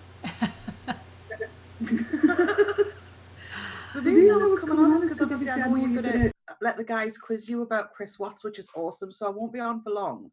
But I just quickly wanted to get your perspective as well on when the guys were in the chat and we were talking about Patrick Frazee and Chris Watts, and there is a tendency to compare the cases. But really, that I was saying that I think they're like chalk and cheese, and I think Chris Watts is much more dangerous than Patrick Frazee. And people asked me why, and I was, well, because Patrick Frazee acts like an obnoxious, horrible person. He's a scary guy. Exactly that. He's, intimidating, rude, abrupt, speaks to people like dirt. He wasn't shy about talking about what he was going to do to Kelsey. Not really, because that's what's dropped him in it, because he's been telling people he wanted rid of her. Chris Watts, happy, jumpy, lovely husband, quiet, you know, um, self-assuming, and goes along, and then about a week and a half starts acting like a bit of a twit towards his wife, and then you're gone. So that's The today. scary one that you're like, all of a sudden, like you look over at the guy on the couch and he's got a big knife like that, and you're like, "What are you doing?" Right? And you're joking, yeah, because he's like, yeah. And this is not me saying that Kelsey's to blame for anything that went on, because she trusted him and she put her trust in him. She was right to move to the father of her child. She absolutely had every right to do that. So it's not Kelsey's, nobody's blaming anybody. But what I'm saying is that with the two people, Chris Watts is definitely the most dangerous. Patrick Frazie's not really said much at all since his case. Chris Watts, I know he's in prison now, but he's had three or four different versions of his story. He can't make his mind up. He's found God, but his behaviour is contradictory. And he'll just keep going because he likes the attention. He's a whole different animal. Yeah, definitely. Um, okay, so I mean, if you stay on for the Chris questions. I can potter around for a bit. All right, yeah, you're gonna you can put some balls out Got him there. through the fields. Look, I'm Julie Andrews. Okay, so type up your questions. The red car. You know what I have to say? Somebody asked about the red car.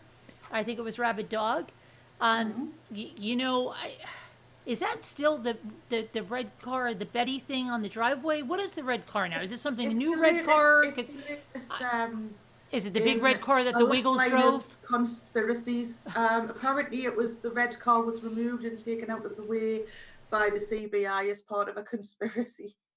I'm just thinking. Anytime I hear the red car, I keep thinking of the Wiggles theme song.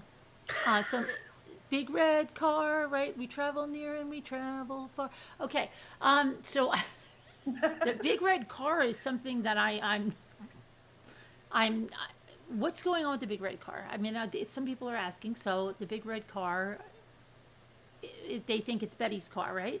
Or they don't think it's. Well, the thing it's related to NK or an accomplice. They were saying there's two red cars and also so there.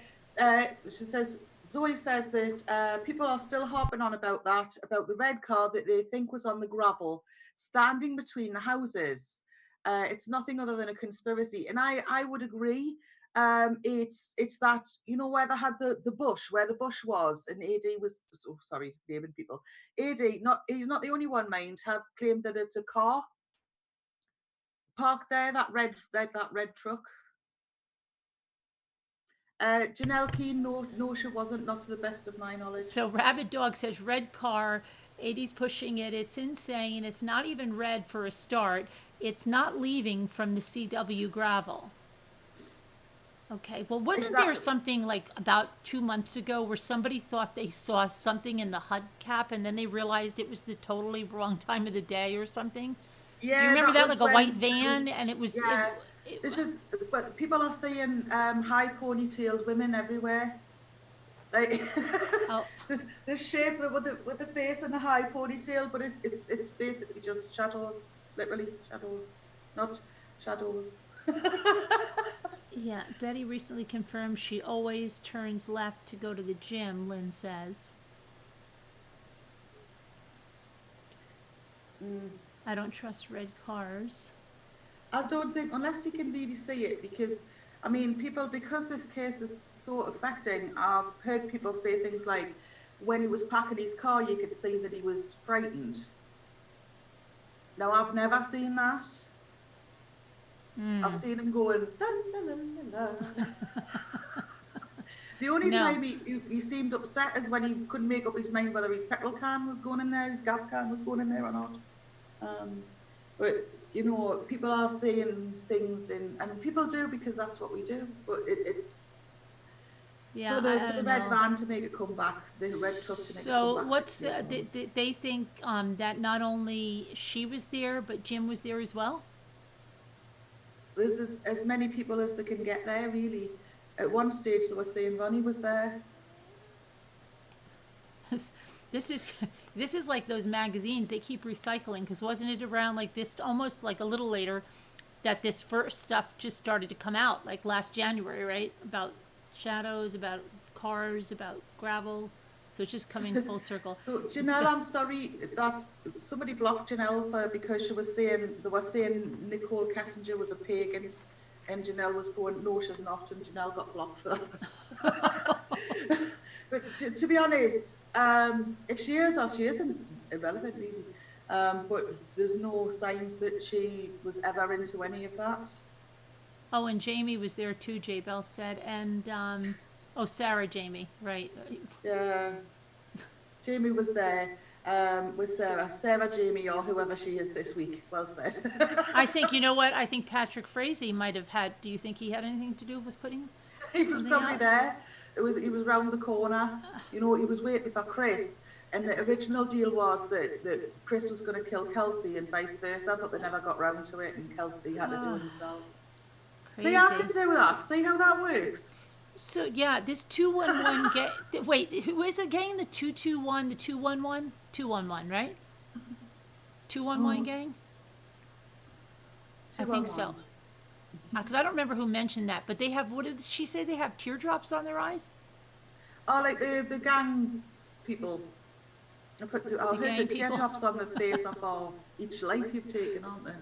Oh gosh, is that what it is? Yeah, for each life they've taken. So if you meet somebody that has like a face that's basically just all tattooed, you'd stay away. Lovely. Okay. Hi Petra, yes, the caller is Kazbak. Thank you, Danielle. Who is this person? I can't understand. Any other things that you're confused about other than the red car or the shadows? Because they don't have to be conspiracy. They could just be a regular question that you don't know because you just started following the case or anything. Because lots of people are new to it. They're just coming in with the release of the book, and the more it gets onto TV, the more people come in and have an interest in it. And I know that Carolyn feels the same way as me. I would much rather you had the right information than you went to a channel that's claiming that Nicole Kessinger's pagan, you know. Okay, Kindness Cake says, what'd she say? Kindness Cake said, shadows, ? Recent Cato Live on another channel said that CW couldn't believe no one saw shadows. CW said saw them on Nate's video and was freaking out. I don't believe that, Kindness Cake. I don't believe that at all. I think the shadows came after when he heard stuff about the shadows. I don't. I hate to say this because I don't want to besmirch the lady, but I don't think that Cadel is honest. I think she's trying to do anything to save her book sales, and there's a lot of stuff that she's suddenly coming up with now that was nowhere near the book, and it's more than what would be in one chapter. Mm-hmm. The These new teardrop things for a all life they springing have up. taken. More lies. Okay, so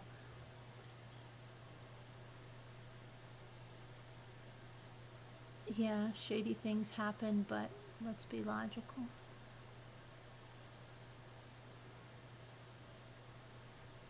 So I'm trying to find what. I'm trying Yeah, to we see. need to be logical. It's Occam's razor, isn't it? It's like the most likely explanation is the right one most Right. of the time. So, you know, what we're doing is it could be people have a genuine wish, they think the case is unsolved, but that is not how the police and the CBI feel. And they can theorise all the like, it won't make any changes because there's nothing else to find. If there was, it would already be done. And the missing pages from the discovery, I think, are just personal details from people like Nicole and Jim and other people that they've interviewed to back that up to cover their information. Yeah, Rabbit Dog says, I have an unpopular opinion that NK doesn't deserve her evil reputation. She was immoral, yes, but she was no different than a million other adulterers. There is zero evidence as she was involved. You're right. There is no that we've heard any evidence that she was involved. So you're right there, Rabbit Dog. I don't think that she was there at this point in time. I know now everybody's going back to it, so it's just like I don't even know anymore what's going on YouTube. It seems like everybody's cycling back now. With NK, she's like the evidence actually suggests she wasn't there because a Wi-Fi was being used in a house when the bodies were being moved. But for me, I can understand the temptation to demonize a cheat, and Nicole is very young, like emotionally young, and she's very dishonest because she's lied about a lot because she was ashamed of herself, and rightly so. You Mm-hmm. know, she was having an affair with a married man. She knew a lot more than she let on. Right. Um, but I don't think there's anything to suggest that she would know that he was going to do something like this. Yeah. Shanann didn't know, and Shanann had known him for a lot longer. Yeah. So People just and like to you look know, for you've got more this dirt. girl who's going, how did this happen? And Yeah. she's I in this mean, position. I think she was a big catalyst in it, but Mm-hmm. he had to do it doesn't matter. I could tell Casbat all day long that hey, please do that, and just really give her lots of incentive to do something. But if she turns around to go kill someone, it's going to be on her, right? So, That's right. Yes. I'm so happy to put my hands up to that. ultimately, someone's got to say, yeah, I'm not going to do that, right? I think there's probably a lot of affairs that happen where the mistress does push the guy, right? Like with Yeah. this ultimatum, really bad, right? Like I'm gone, and maybe some guys act on it or they don't, but it's they're the ones that are acting on it. I mean, now with Doulos, you've got the girl, but we saw her. She's destroying evidence. With Frazee, the one is cleaning up the crime scene. Janelle's just said, if she's not guilty, why hide? If I was her, I would hide as well. Look at the way people are talking about her. I would be terrified. She's, people have stirred up. Even people who thought she was involved, they didn't need to stir up this hate nest that there is for her. And I would be frightened to come out in public. And she's probably been suggested by a legal counsel or legal representation that she does not come across well in interviews because Yeah. she doesn't. She comes across as deceptive. So doing another interview was probably likely just to make things worse and stir up a whole other hornet's nest. I agree. She lied. 100%. She lied. I still believe that that doesn't change for me. She did get rid of evidence. She did destroy texts. Try to get rid of them. Yes, that 100%. She did that.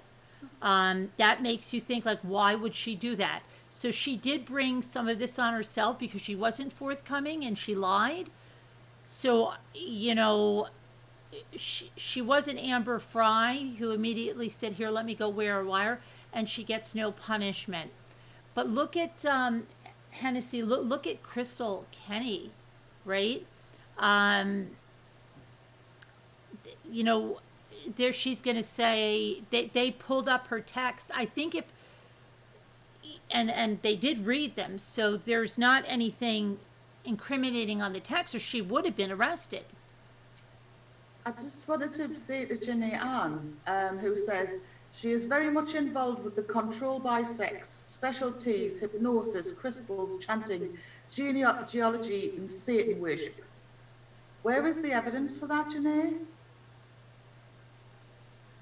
I mean, if it's there, and I'd be very interested in it, but I have not seen a shred of evidence that We've she's heard, into yeah, I Satan think worship or you've heard about the specialty. crystals, but that crystals isn't Satan worship. It's Well, no, like neither is paganism, I might add.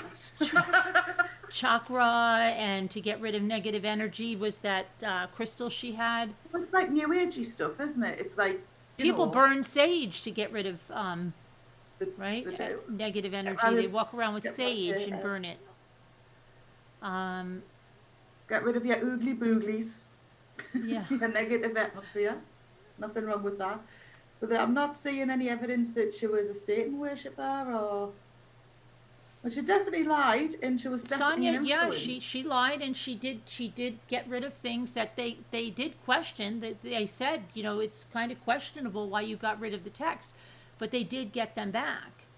Um, Froggy Toad uses sage. Careful, Froggy Toad, you'll be accused of being a Satanist, mind.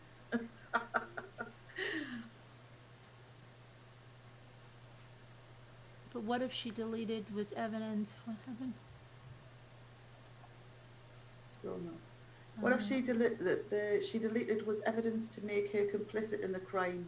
Then she would be held accountable. Right, right, Yeah, yes. because they would have been able to get the deleted text back. They did get Excuse God me. bless you. They did get them back. She Sage has been around since the Indigos, and it is not anything to do. You get your sage off of Amazon.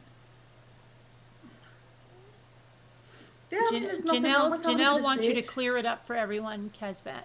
What do you? Clear it up for everyone. So let me explain to you about paganism. Paganism is basically the belief in the change of the seasons, and you celebrate that, and you enjoy life, and you're thankful for all that the earth gives you. Think of it like a bit like a Native American theory, like that way. That's probably the best relation I can think of. That's how I do it. Obviously, everybody's different. There are such things as Satanists in the world, but the vast majority of pagans are not. They are I don't believe in Satan. So I can't worship something I don't believe in. I'm effectively just a hippie, for want of a better word. That's all it is. And just because I would never ever change anybody else's faith or take that away from them. I believe everybody is entitled to faith and it gives us hope and it gives us strength. And I think that I just think that people are people and treat them accordingly. So that's basically it in a nutshell. So I hope that gives somewhat of an explanation.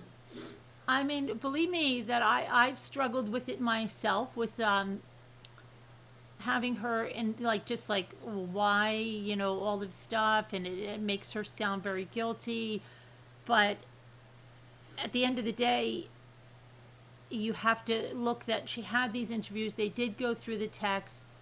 um, a catalyst, yes. Ultimatums, yes. um, did she want them gone? Yeah. Was she going? Here's the thing. I think 100% she was going to go and help him in that house to get rid of the stuff after, but she didn't have that opportunity. No.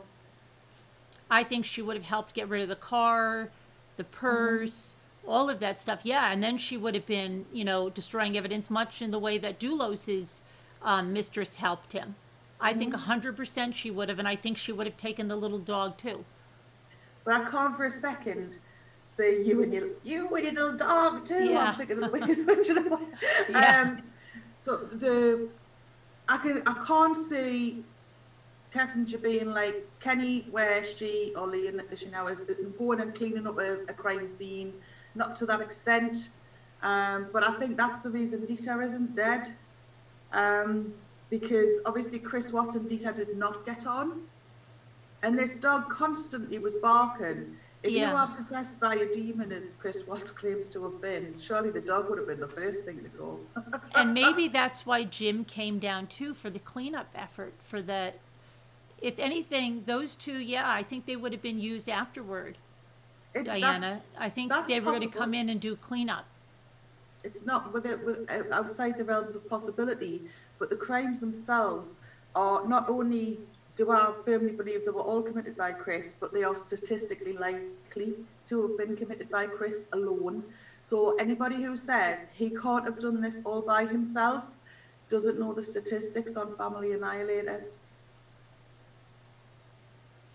So Molly Chickadee says, I believe she even knew, even if it was after the fact. I agree with Carolyn, just said she would have planned to help the cleanup. I do definitely believe that she would have helped with Yeah, I think cleanup so, effort. because she was wanting to cover up for herself as much as him. And maybe that's know, why Jim only stayed in town for 6 hours and then went back, Yeah, which is pretty weird.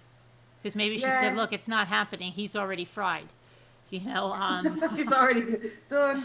yeah, he's gone. He's going to be in jail tomorrow.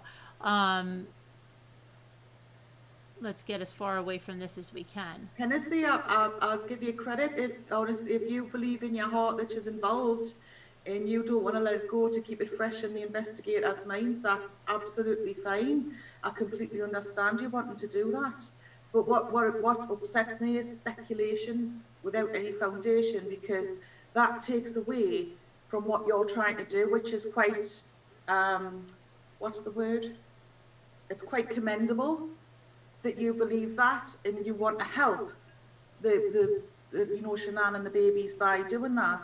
But when people make mad speculations about red vans where there aren't red vans, and things like that, it doesn't help. So I would like to see some more. If people are going to prove that she was there or she was involved, I would like to see some more solid evidence and less speculation. Yeah. I mean, if evidence comes forward, yeah, that's something else. But wildlife, you say, if they were going to do cleanup, then she would have known. She could have put the ultimatum down. She could have said, look, if you don't take care of this situation, I'm not saying she didn't give him an ultimatum, but I mean, is someone charged for an ultimatum if they didn't do it? You know, he's a big boy. He could say, I'm not going to kill my family. Right? Think about how many mistresses give ultimatums. Can I explain NK trying to tell Chris to pawn the ring? Yeah, because as far as she was concerned, Shanann had left the ring behind. Mm-hmm. She's not going to take Shanann's side. She's just the mistress. She's not going to go, oh no, how terrible. You must find her. She is in terrible distress. She goes, well, you know, let's sell it. She can use it to move into a new place. Yeah, and and wildlife, she knew, right? Because she said, you just said that. She said pawn the ring on the 13th. Yeah, on the day of the murders, it was assumed that Shanann so she definitely knew that they were gone for good. Yep, and it was assumed that Shanann had left Chris at that point. She just wandered off. So do I believe she issued an ultimatum? I 100% believe she issued an ultimatum. Mm-hmm. She could have even said, let's just say she said, you better kill your family. Okay? That's still, if he went and did it, he can't say, well, she told me to. You know, so yes, she's a catalyst, 100%. Because I Rabid Dog, 100%. That author of that book wrote a chapter and said that Chris said they were into all this dark stuff over at the house and they were drinking stuff and doing stuff. That's where it came from. I don't believe either Sherilyn Cadle or Chris Watts at this point. I don't believe either of them. No. I think they're both making things up. And if I've got something solid to go with it, okay.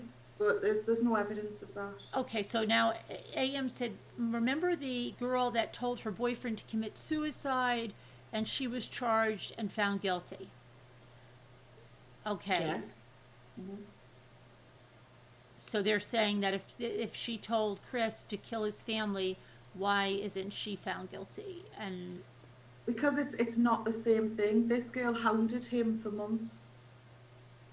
So by text, and by they had a messages. lot of evidence of doing that. Do we have any text that she said, kill your family, kill your family, kill, you know? No, we don't have any. And to be honest, the most she's probably said is, you know, when you play the what if game, what if she wasn't here? What if you'd never met her? What if you'd met me first? You know, that There's a whole ton of first thing with the evidence. first son.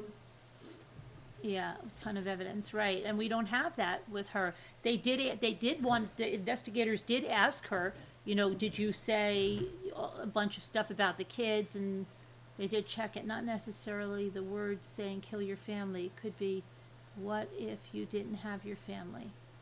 Yeah. Things like that.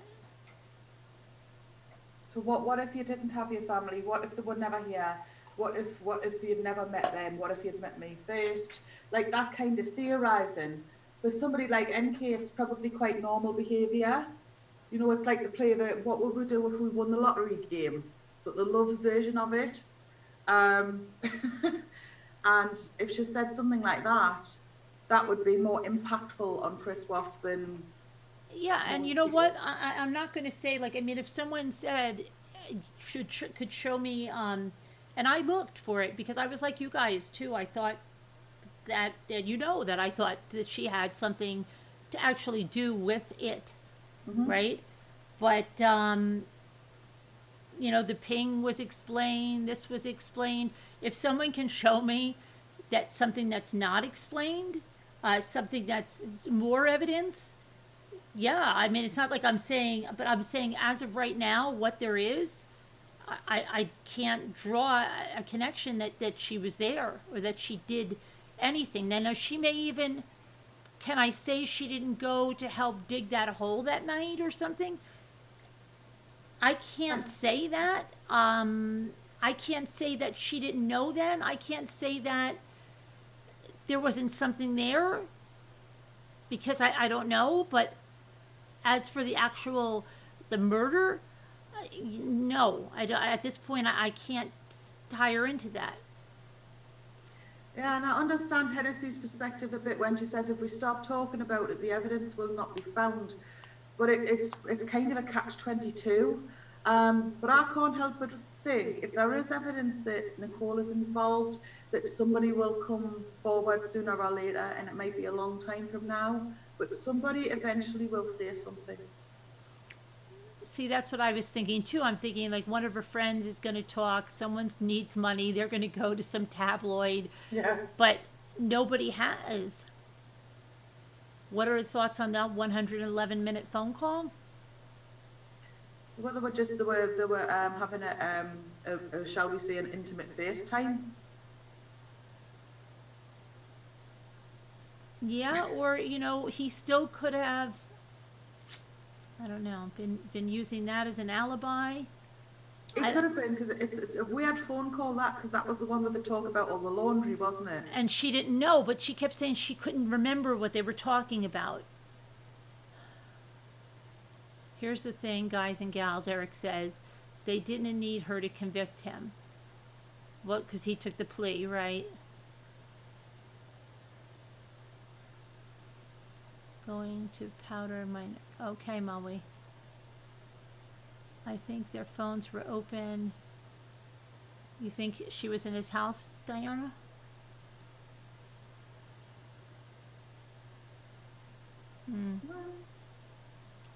I don't know. Believe me, Diana. I go. You know, my original theory was that she was helping him somehow with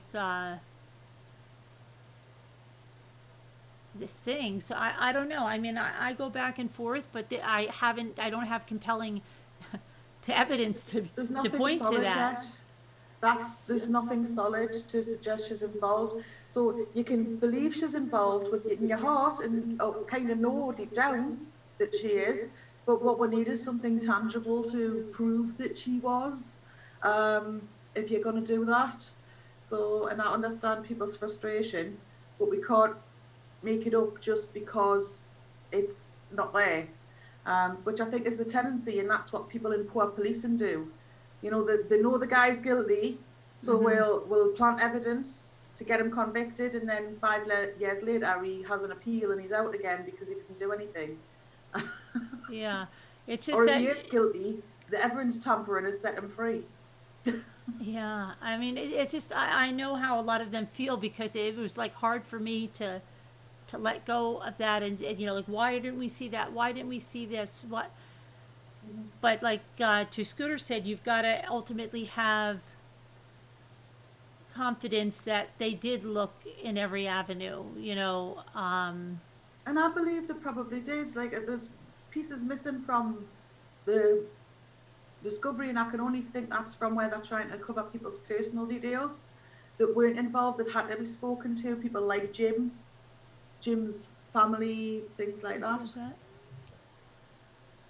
So, you know, they have checked that out, but they're not going to put that in the discovery because by the time they looked into Jim et al., as it were, Chris had already confessed. Mm-hmm.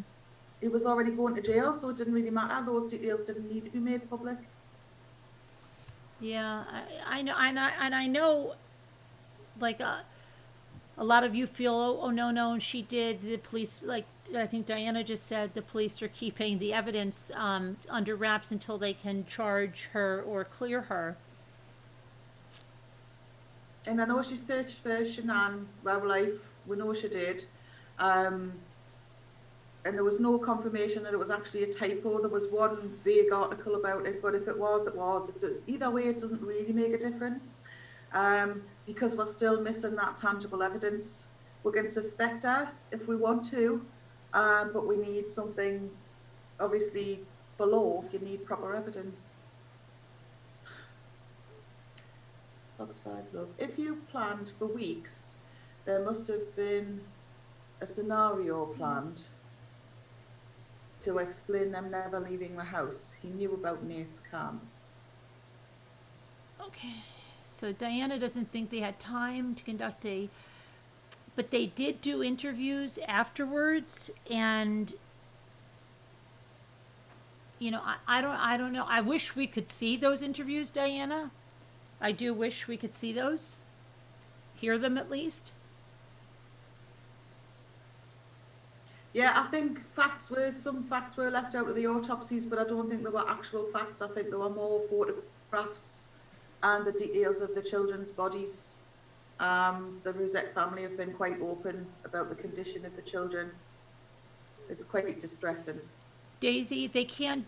I don't understand because the discovery is you get a link and you download it, so they can't redact anything that's out there. I mean, it's already out there. Can't re-redact something. What are you hearing that they're redacting?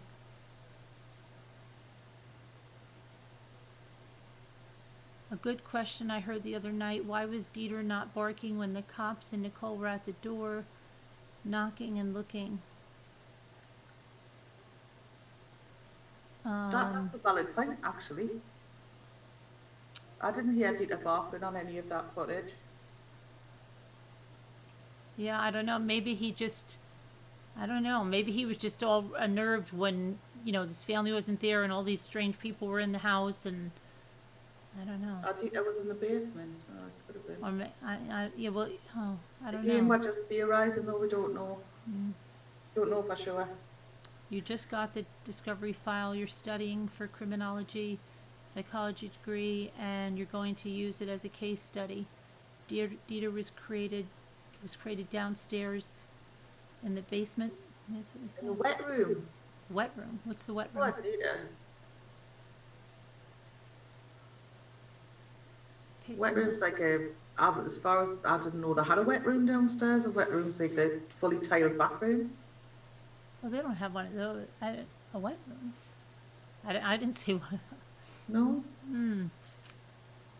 It might be something different in the discovery that updated every now and again, don't they? But Dieter was in his crate in the hallway. Yeah, right before, I think it was right before the garage. I thought that's where he was, because his crate was right there when they were walking through. Yeah. But then remember, Chris said he didn't know if you put the dog in the crate. So was the dog in the crate? I don't know. He But might then not have been. wouldn't he have run to the front door then when Nicole got it open a crack?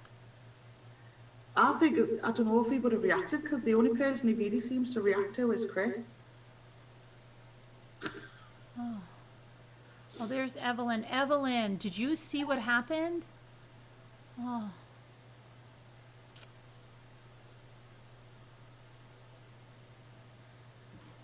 Yes, in the crate. Okay. With the Happy Mail.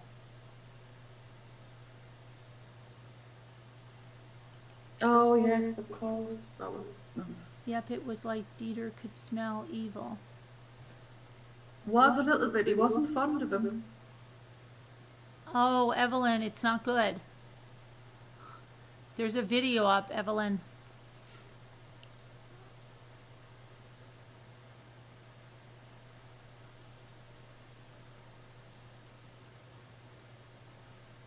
She also did not call him that morning. Not all of it. No, the picture's good. The picture's good. The dish towel is good. The pot holders, the magnetic frame, and the pineapple sign. The one glass has a crack and it chipped, but I could still use it to root the pineapples, which I did in the video. The other one, they had it smashed to smithereens. And the other white pineapple, I'm going to try to glue the pieces back together.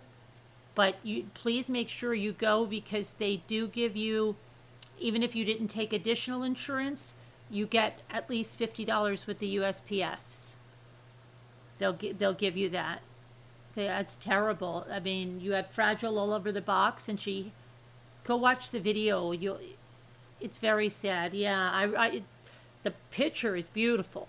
I'm so glad that didn't break. The one glass, I can use it for rooting. It's a shame what they did. But thank you. Somebody was saying Survey 319 was going to be plugged and shut down. I mean, it's possible, but it's a lot of money. Yeah. I didn't hear that. That was Linda Jackson. I think it's a lot of money for an oil company to shut that down, because it's a grave site. I can understand why the temptation to do it. NK was naive enough at this stage to think that she would be protected by the cops from public knowledge of her affair with Chris Watts. It doesn't mean she was involved. The dog would have been heard when he was knocking. Thank you, kindness cake. On the basement window. So what's your theory, Jeannie, on the dog then?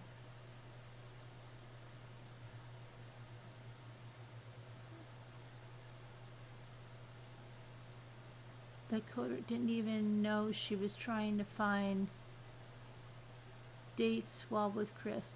No, she did threaten him, Eric, about that she was going back on eHarmony or something. So I think she did give him a lot of ultimatums.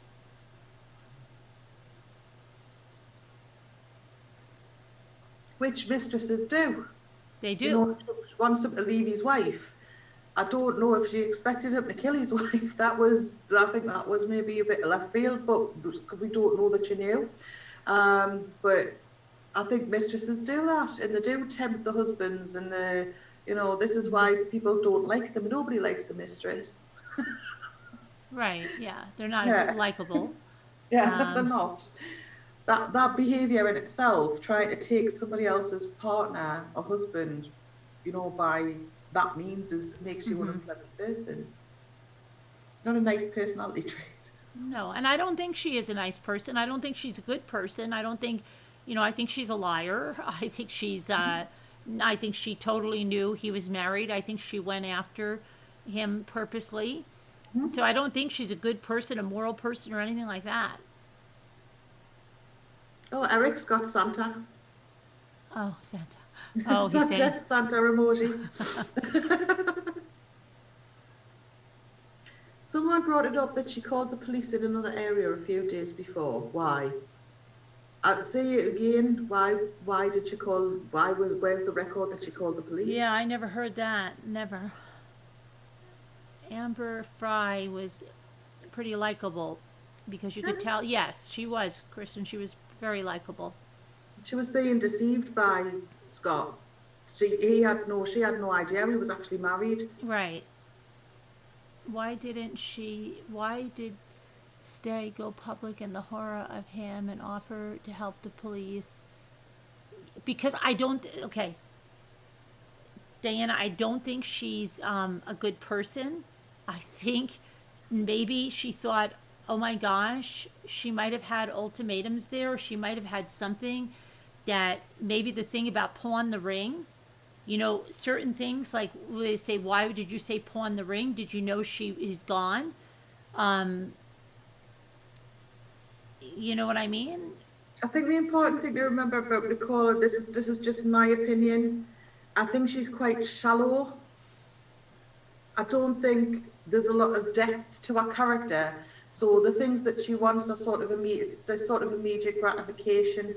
I think she's impatient. She's not a pleasant person, and I think the reason that she's not come forward is because she doesn't want to make herself look any worse. Even when she was crying and she was like, "Oh, they're so little," but really, who she was crying for was herself.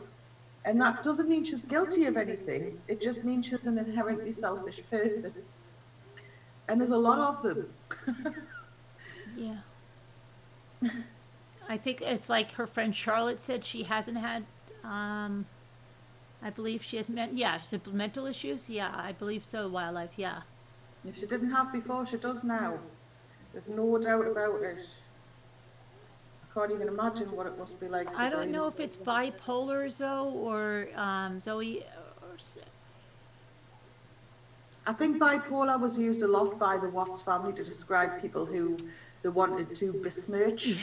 But they were using it because remember when she was talking to herself in that interview? That's what they were saying. She was talking to herself. So, if we're honest, haven't we all? Right. Yeah. But she was like, "Why can't I get this phone? Why did they live?" Yeah, like. And so I think it's just frustration. She was just saying it out loud, and I think they call her bipolar, but speaking to yourself is no indicator of bipolar either. So, but it's she was just venting. But I can understand. But they said Shanann was bipolar. Shanann's about as least bipolar is from the presentation of her that she gave in public, and also from what our friends and family have said about her. She was just very gregarious and took no nonsense. There was nothing wrong with that. Police phone calls are in discovery under her phone logs. Okay, and you're saying she called the police when, Jeannie?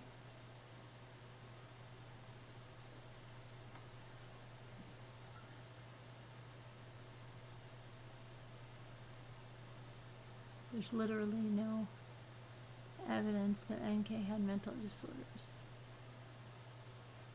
Fox 5 Love, you would have to show me that connection. I would need evidence for a connection between NK and Trent Bolt. Because people are saying that's confirmed. Well, no, it's not, because I need the evidence for it first, and then I'll believe it. On what date are you saying this, Lynn? He got the key from above the door. That's for the girls' bathroom. So Lynn's saying that NK called the cops before the murders. I think that's what they're saying. You're saying before the murders, Lynn? And they're saying that's in the discovery. They said it was in the phone bill. All right. The phone bills are on my website. You're saying 303 August 7th? Right. It's on our phone bill. The North Glen. Okay, that's North Glen. She could have called for any reason, if that is there, she could have called. Maybe she thought she saw someone at her apartment. Maybe she, there could be a lot of reasons. She called. North Glen is not Frederick. No, it's not. She could have called it in connection with her job as well. Wasn't she in charge of security? The gas meters stuff. Uh-huh. So Yeah. that's possible as well. I would have thought she would have made calls to the police every once in a blue moon. If there's somebody on your site where your oil is. It was a short call, 1 minute. If it's 1 minute, it usually means that they either hung up or it went to like voicemail. And 1 minute is not a phone call unless it's like a No. message. People just don't like her because she's the mistress, and they try and make it mean that she knew. But I think that's extremely unlikely. Well, the evidence would suggest it's unlikely at the moment. That's what we have to go on. We have to go on the evidence. Zoe said, I think that was to do with a gas leak from what I read on a Colorado news article. Well, that's a logical assumption to jump to, so that works for me. I know there was a gas explosion not long before in Colorado as well.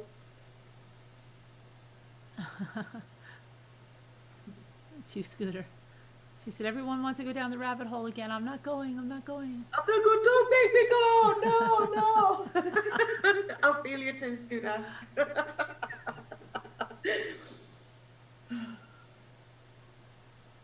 It's like, I felt the same way when this book was written, and I was like, oh my God. Hi, Hippie. And I don't know if it's so much like that people just think, okay, number one, that he couldn't do it on his own, but also that, I don't know, it's almost like, and this is weird to say, but it's almost like sometimes people think of it like a show almost, like, well, wait a minute, now there's another thing, like it's almost like going on like a soap opera, and wait a minute, she's involved again, like it's, I don't know if it has something to do with that. Well, we get things like, we get true crime and drama are often quite related, and drama is a distraction. 333, yeah, thank you. What's going on? 333. Apparently, yes, it is 333.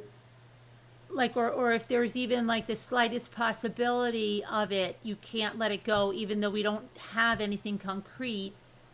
It might be something like that, because I mean, I went down that hole for a little bit. Yeah, and so did I. My trip down the rabbit hole was briefer than yours, I think. But I did go down there for, look, it's Desi. Look, okay. Hello, man. Hello, little man.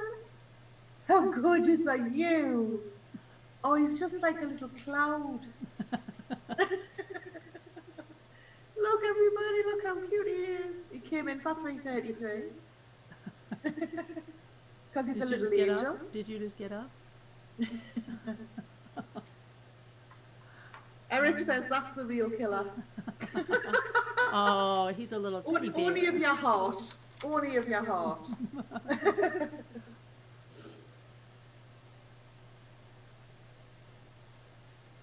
Jeanette Hallow says, yes, they are adding a lot as well.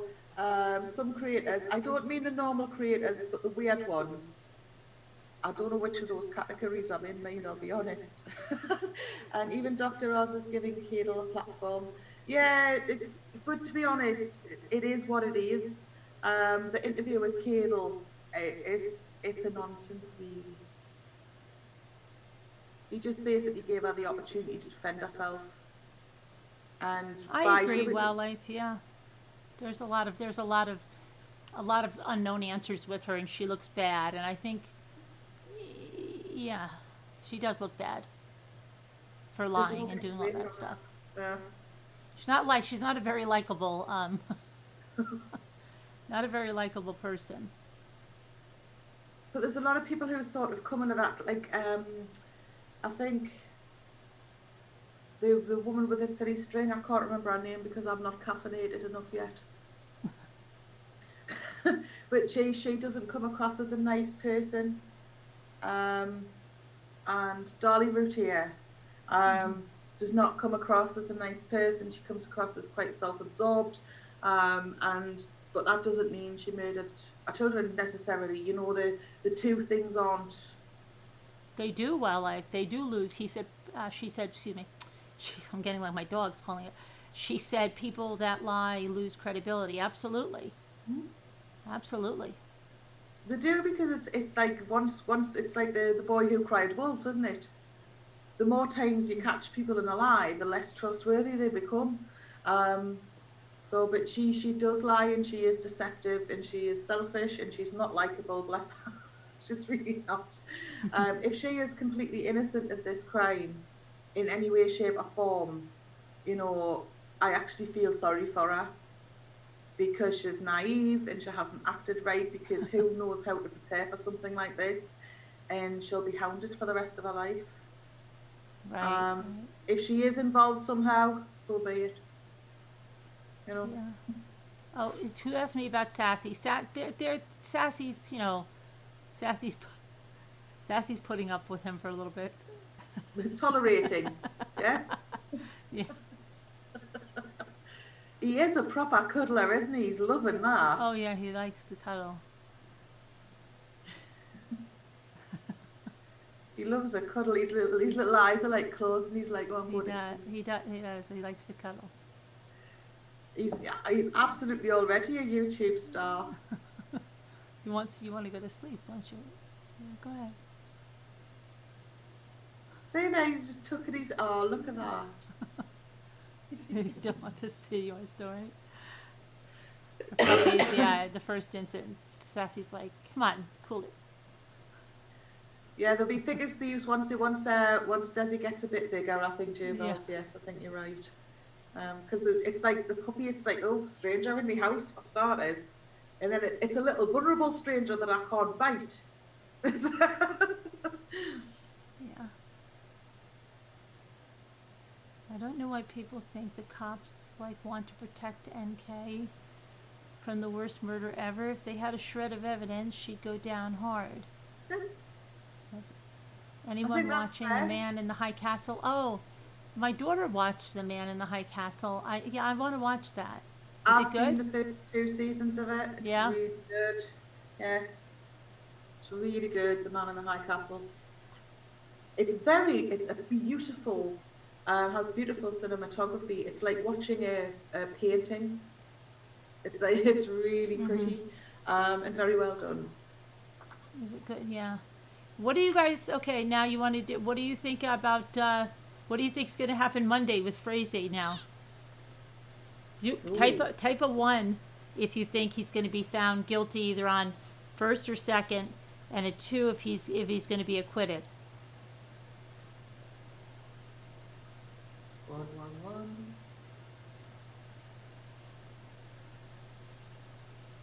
Wow. Yeah, they're still just as oh, Tippy and Jenny, acquittal. 666. Lisa. Kindness Cake thinks acquittal. Again, horrific murder. All murder victims are at fault, but perspective is needed on whether. Where's mine? Dog put off heat. What happened? You don't need an electric blanket. Oh yeah.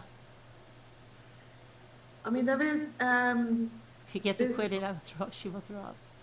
What do they call it? It's something about culpable knowledge. Yeah. That's where he's made the mistake, because he basically went and discussed what he had planned with everybody and their grandma. And people have been put away for less. Yeah. Right? Yeah. I'm going to leave you to your cuddle. Thank you. Oh, okay. Yeah, I'm not going to be not far behind you, because this guy is like, I want to go to sleep. One chat with your ramblers. But thanks for coming on. Skedaddle. I shall be in the chat. Bye-bye. Okay. Oh yeah. Who watched the talking cat? Did anybody watch that talking cat?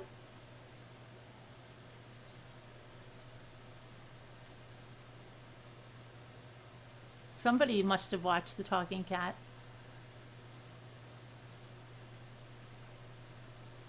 There's absolutely no way, Lily says, that he'll be acquitted.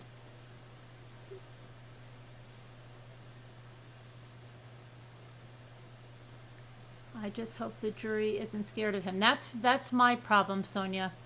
I 100% think without being scared of him, he'll be convicted. I'm just worried about the jury, and I'm worried about the weekend. He's adjusting, yes. Oh, very well, Wildlife. He's adjusting so well. So well. He's such a good little guy. He's so playful. Like today, Jimmy gave him an ice cube. And I wanted to take a video, but I couldn't even stop watching him for a minute with the ice cube. Oh, it was hysterical. He didn't know why it was slipping out of his mouth, and then he was putting it on the floor, and then yeah, he's you don't think he will be acquitted, but he will get a low sentence. So sad, but what can we do? Yeah, yeah, Diana, I mean, there's so many factors with him that even in prison, he's a really dangerous guy. Put him in stuff when he's tiny. What do you mean, like stuff? What do you mean by stuff? Put him in stuff like gymnastics or something?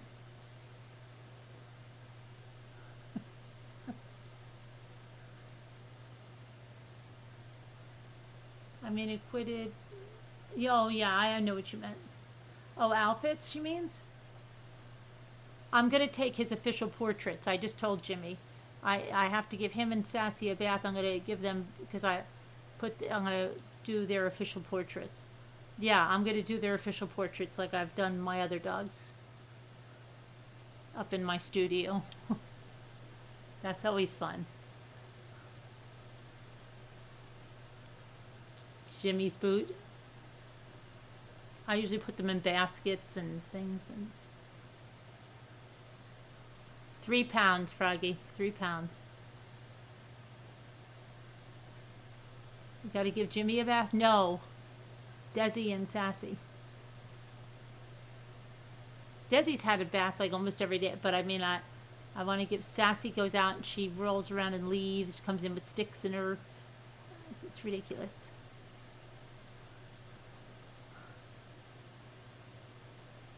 Mail? What's a mail? I got tons of clothes my dogs outgrew. Oh. In a pot plant? Oh, in a plant, yeah. I've got lots of props up in the people who actually went to the trial and have seen the crime scene and stuff and videos, they'll have no doubt. Yeah, I don't, Lily, I believe that, but do you think there's a chance that any of them could be afraid? Like, do you think one of their wives or husbands could say, you know what, I saw what happened, I know we're not supposed to talk about it, but I'm afraid for our lives, and I don't want you to say conviction, you know? So then what? You know? I don't know. That's all that's my main concern now.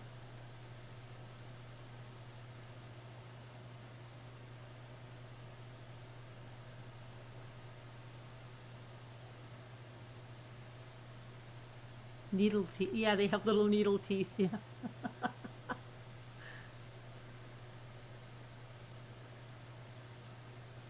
They should give him life without parole and transfer his butt to Alaska.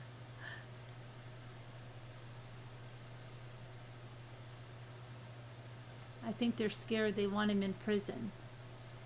But no, not if he's really able to put out hits from the prison, right? I think that's what's scary about it to me. Okay, I can just say that I don't think she's here tonight. Wake up. Like, if it was my husband that was on the jury and I was watching, you know, listening to the trial, I would be like scared. Seriously.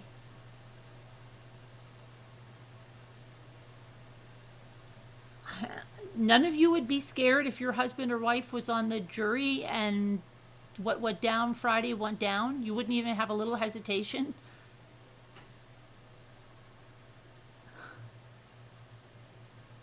No, you wouldn't, Hennessy? Not at all?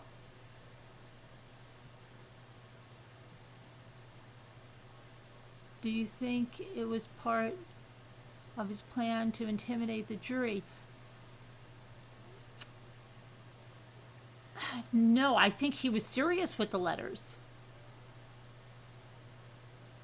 Your Westy Poo has been acting very weird. Please pray for her. Oh, okay, Caroline. Sure. Lucy?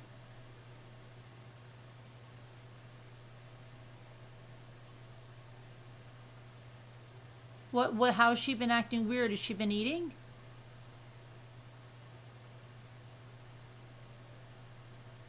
The letters that Frazee wrote to that inmate that's now out. Okay, you would be worried. Okay, Liz, okay, at least one. You'd be scared too, Zoe. Okay. Yes, but where did the lenders wind up? He went to the DA's office with them.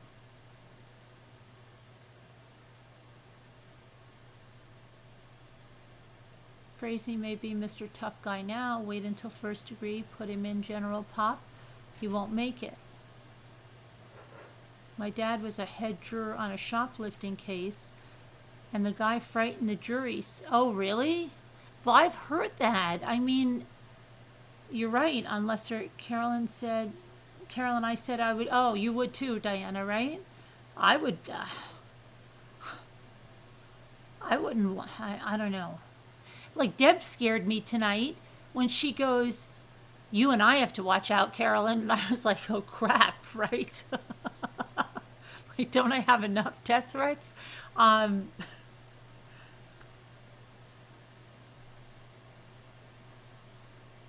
She's eating and pooping, but she slept under the bed last night and kind of lethargic.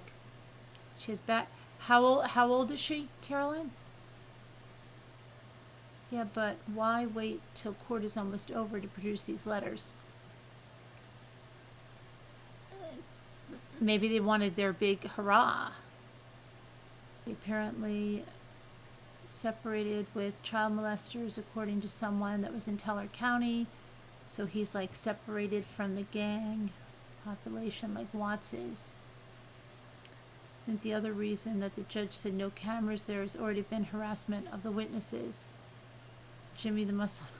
Yeah, summaries, yeah. Well, he said he knows a lot of rich, what do you say, cattle ranchers or something, and he can make things happen.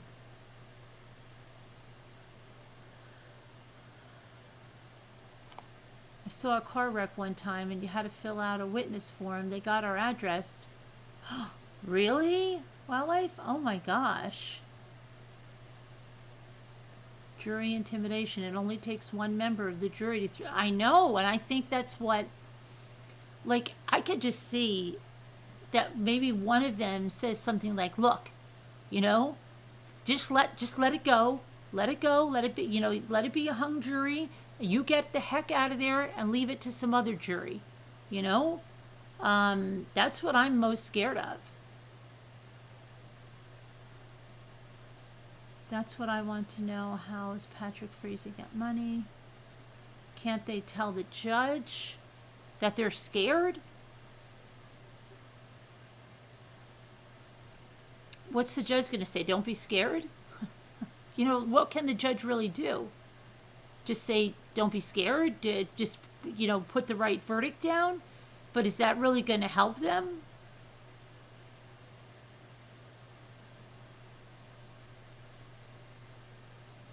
Good night, Eric.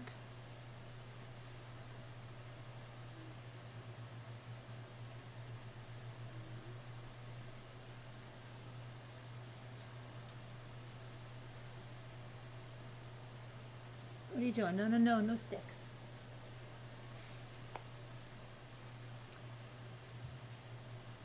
If the jury starts dying, they'll want to... Yeah, but you know what, Hennessy? Somebody's got to die for that to happen, and I don't think they want it to be them. What if it's an unfortunate accident? Like, it looks like a car accident. It looks like, something that's not related to some type of a hit.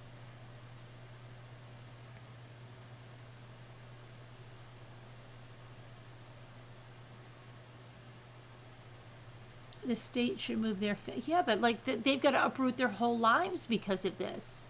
It scared us because I was a stay-at-home mom and I was home a lot. The boys were making threats at school about me the next day, so that's how we knew it was them. That was just a car accident. That's what I mean. Look up the statistics of, let's look that up right now. Hold on. Threatening the jury.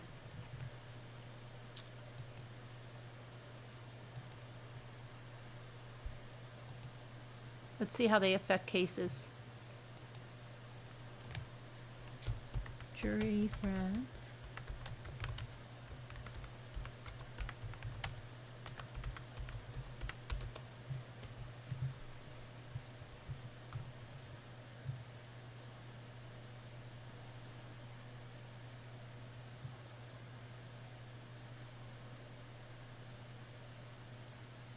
Jury misconduct.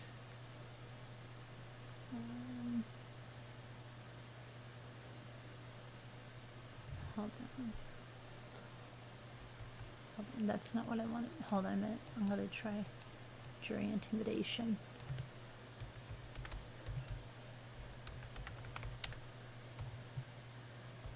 Without that. Without that. Okay, jury tampering. Let's see.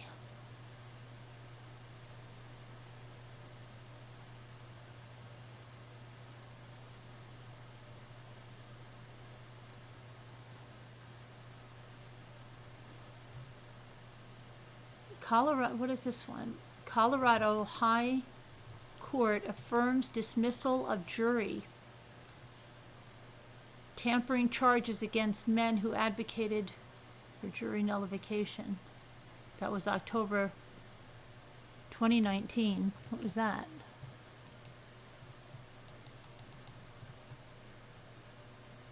Two men who handed out brochures on jury nullification at the courthouse did not violate Colorado's jury's tampering statute. The majority of people... Okay. Okay. Alright, not that.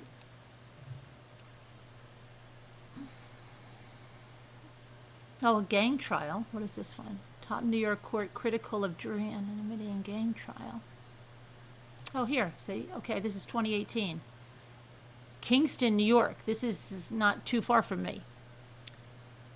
New York's highest court appeared reproachful Thursday of the decision to let jurors in the 2010 trial of 4 gang members remain anonymous, criticizing assertions that keeping names secret was a critical step in protecting the jury. Judge Rowan Wilson noted in oral arguments. And it said something about one jury member said, hold on. Where did I just see that? Are these jurors allowed to remain anonymous? But even if they did, what if somebody knows them? It's a very small town. Okay, Levinson agreed that in certain cases, such as mafia murder trials, which have a history of jury tampering, anonymity is and should be allowable. However, a trial should be reasonably opened.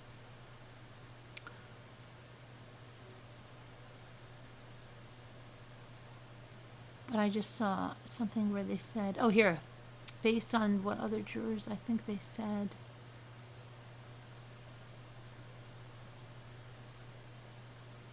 the judge's own history of jurors being reluctant to give their names in gang-related cases.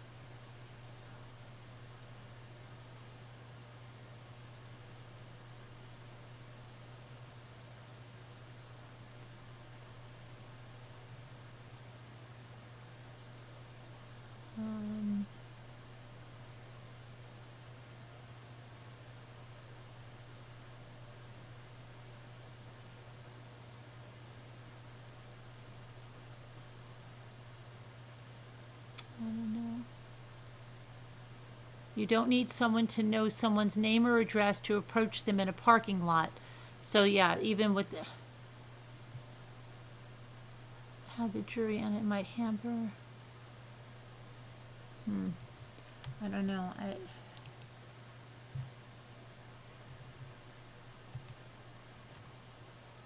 Oh, here's one. Scared juror leads to mistrial. Okay, in witness intimidation case, a Baltimore judge declared a mistrial in a case against 2 men accused of attempted murder and witness intimidation after a juror said she felt intimidated herself and refused to deliberate. The abrupt end of the trial, okay, yeah. El Chapo, challenges of jurors' safety.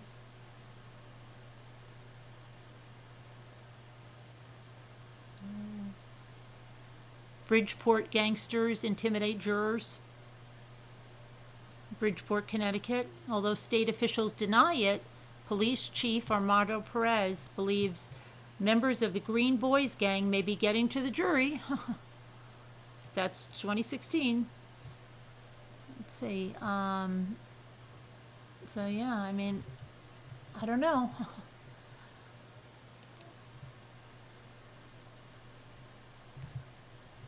That's what I'm worried about.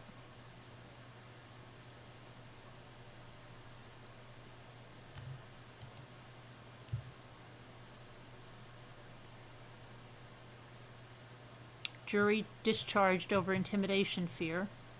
That was in Ireland.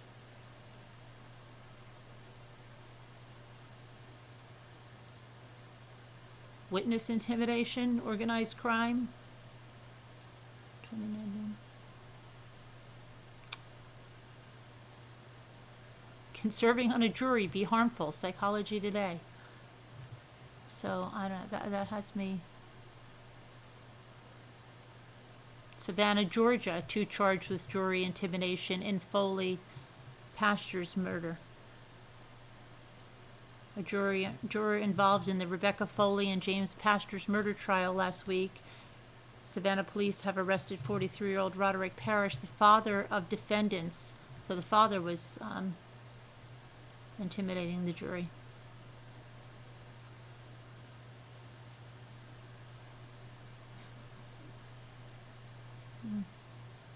I don't know, I'll just see. Here's one from 2019. Grand jury report finds unethical practices and intimidation. Let's see, what is this? Right here. Where's this? Madeira.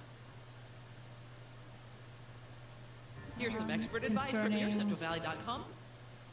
Unethical picture. The grand jury states it began its initial investigation. Salaries of the grand jury. Yeah. I don't know.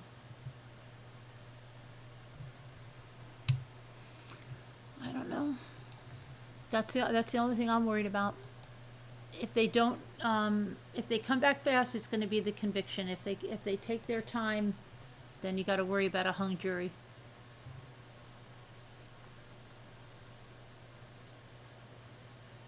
I tell them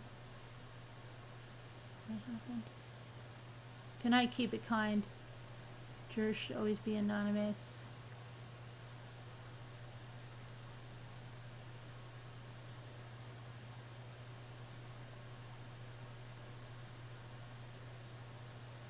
Oh, then criminals. Okay. Anybody going to Cube Game? No. I did make, Sassy's very picky about her food, so it's so funny. I got a lot of, non-antibiotic and stuff, turkey breast, ground turkey, I mean. So I boiled it in chicken broth, and then I made her brown rice that I cooked in chicken broth, and I put sweet potatoes with the meat in the chicken broth, and then there's spinach too. So, she ate it. She ate mostly the meat because she can get picky, and so I made a lot of it, so they have it. And of course, this one here, he eats anything. So she ate like half of it, went out. Then she wanted to come in for the other half. Well, he ate it, so I had to go give her more, and then she ate that. But he eats anything. He loves everything. He's not picky at all. Says he eats better than you. You've been eating a lot of cream spinach. You love it. It's not that hard. Like, the one of the parents that I'm trying to find the other litter mates through the Westie Nation and stuff, but one of the other people that got one of his litter mates, they're from New Jersey, and they told her their Westie was 20 years old, 19 or 20 years old, and they always made their own dog food. It's not really hard, and you can make big batches of it.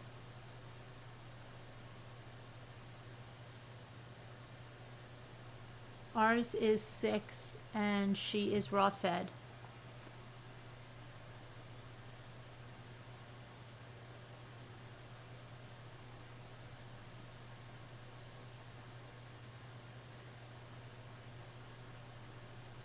It's much healthier, yeah.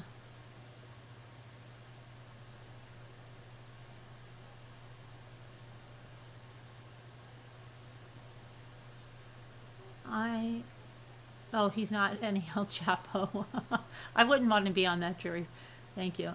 Is that cheaper than the expensive? Well, it depends on what you pick. Like ShopRite. I don't know if you have a ShopRite by you, Kristen, but a lot of times they have the grass-fed, organic, antibiotic-free ground beef, a pound of it for like $3 sometimes, because they usually give you like buy 3 at a certain price. It comes to like a little over $3, and if you buy it like at that price, or I got a really good deal on I got a pound and a half of the ground antibiotic free, hormone free turkey, ground turkey, for $2.97 for a pound and a half. So I bought 3 packs and put 2 in the freezer and cooked up the pound and a half now. So then it's really, if you get it on sale, it's a good buy. Yeah. And then brown rice is not, I use that. Sweet potatoes, carrots, you can put in there. Spinach, you could even get frozen spinach and put it in there.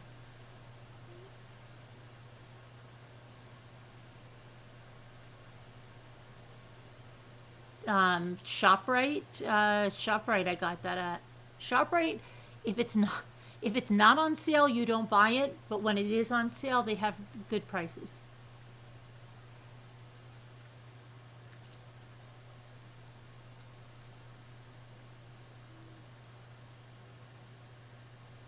Every time.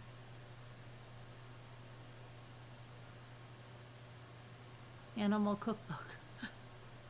I don't know. I started making that for Zoe, and she really liked it. You could even put, I used to also put a little bit of pumpkin puree in it too.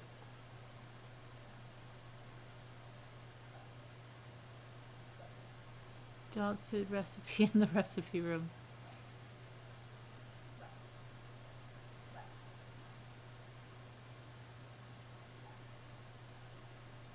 Broccoli is good too, and raw eggs. So I've done it with coconut oil. I used to make my dog's food every day. She wouldn't eat bought food, dog food. We all eat that every day. We'd live to 110.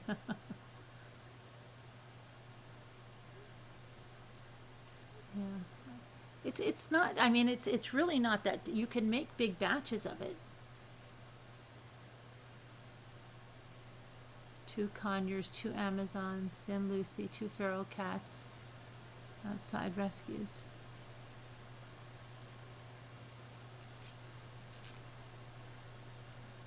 You make yours too.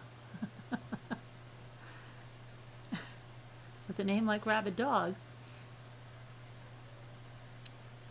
Raw eggs are really good, but make sure first time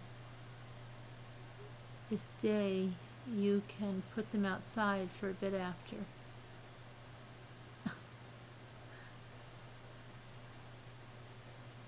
What is it that I fix for them? Either it's some type of meat. It's either like a ground grass-fed beef, no antibiotics or anything like that. Um, and I just boil it in broth, either in a beef broth or, beef I usually would do in a beef broth, and just boil it with carrots or sweet potatoes, little cut up into little pieces, and then some spinach, and I let it all just cook like that until the meat's done and it almost absorbs all the broth. And then I make brown rice that I cook in the rest of the broth. And you can put some pureed pumpkin into it. And yeah, like that. It's not much. It's very easy.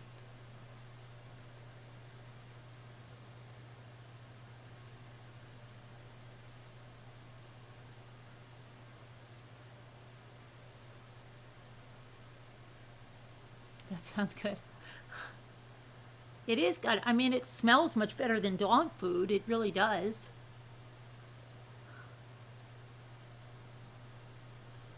You can also add green beans. Yes, you can add green beans.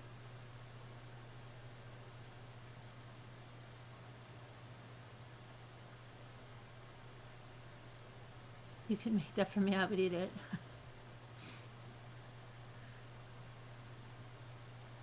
Well, I mean, everything is, you could eat it, but these guys asleep here in the bed under the table. Chop recipe for parrots. And Jimmy's like, you could put some apples in it. Apples. Dogs like apples. Apples are good for them. Pineapple is good for them. Watermelon.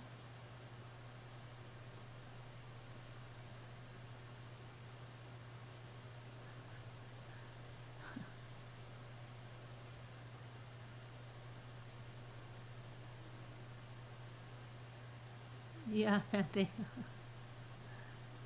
Do Westies like to swim? Some of them do. Zoe would swim reluctantly.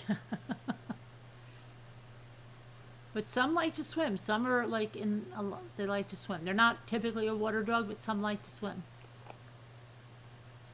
Oh yeah, not without the seeds. Yep. Onions, yeah, I know. Onions are bad. Who would know that? Yeah, I mean, like, I think growing up, I mean, I don't know. Onions, garlic now is bad for dogs.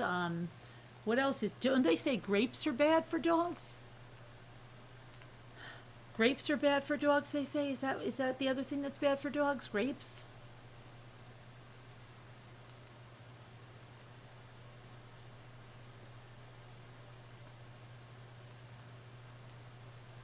Why are grapes bad for dogs? But why are grapes toxic? I don't get it. Why are they toxic? Grapes are poisonous. Why, though? Chocolate, yes, chocolate is bad, except I had one Beagle Basset Hound that ate chocolate. And my sister's dog ate chocolate. They were exceptions to the rule. But don't feed your dog chocolate.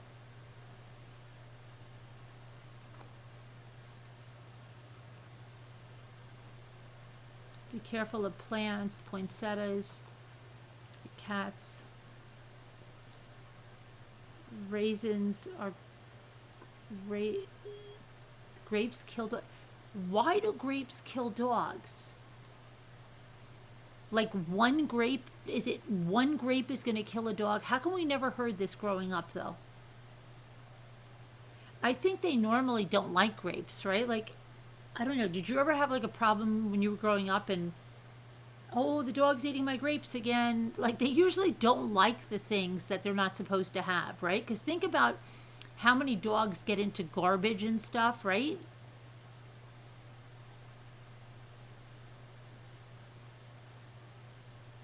Yeah, I think it's a lot of grapes. I would think it's a lot of grapes. Maybe it's... Oh, mine do love them, though. Your grandma's dog died the day. Oh, a bowl of grapes. Okay. They don't know what part of the grape.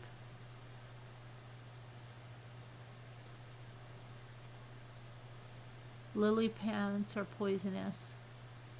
Your Dalmatians ate everything growing up, even chocolate. Yeah, I'm telling you, my beagle, a basset hound, would eat chocolate. My sister's dog got into so much chocolate you couldn't even imagine. One day he ate an entire box. You know those big boxes you get of Tootsie Pops? He ate them all. Wrappers, sticks, everything. Her dog lived to be like 14 and he was a big dog.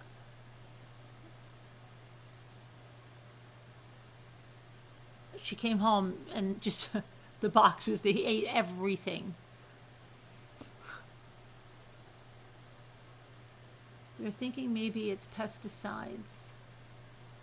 Because you have to remember that, like, there's places, like in Pennsylvania, where Concord grapes grow wild all over the place. That's what I'm saying. It's like survival of the fittest kind of thing. They've got to know that usually if they don't like something, like, I remember being little and trying to feed my dog, like, vegetables and things, and most of the time they didn't like them. Like, Zoe liked watermelon. She liked watermelon. When I got a Yorkie, the breeder kept telling me, oh, they like apples. These Yorkies love apples. My Chihuahua, whenever I was peeling potatoes, they would eat the potato skins.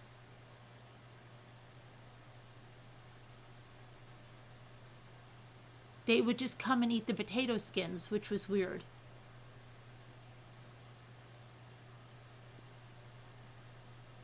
And I'm trying to think of what else, but usually dogs don't like, I mean, think about how many dogs raid the garbage and stuff.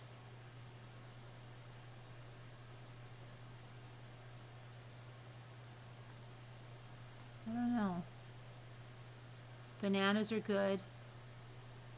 Raisins no good. You know what's good for them? Kefir. Kefir is good for dogs.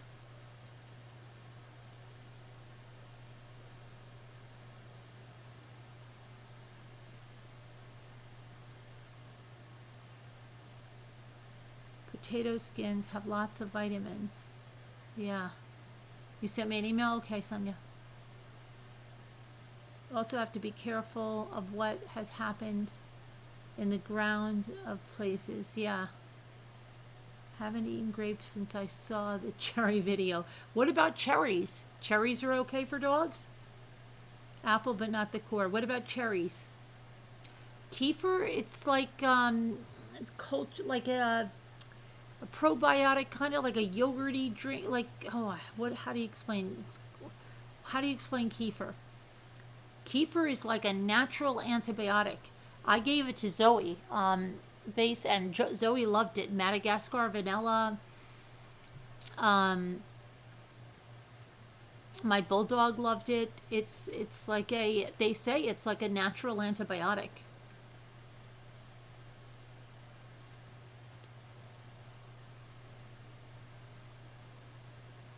About why dogs are not supposed to eat grapes. Oh, okay. Cherries are toxic to dogs and cats. What about strawberries and blueberries? How did all of our dogs live? How did they live growing up? When there was no internet and like hardly anybody knew. How did all of our dogs live? I'm just saying, I wonder, because I didn't know a thing about this growing up, and I used to try to feed my dog like everything.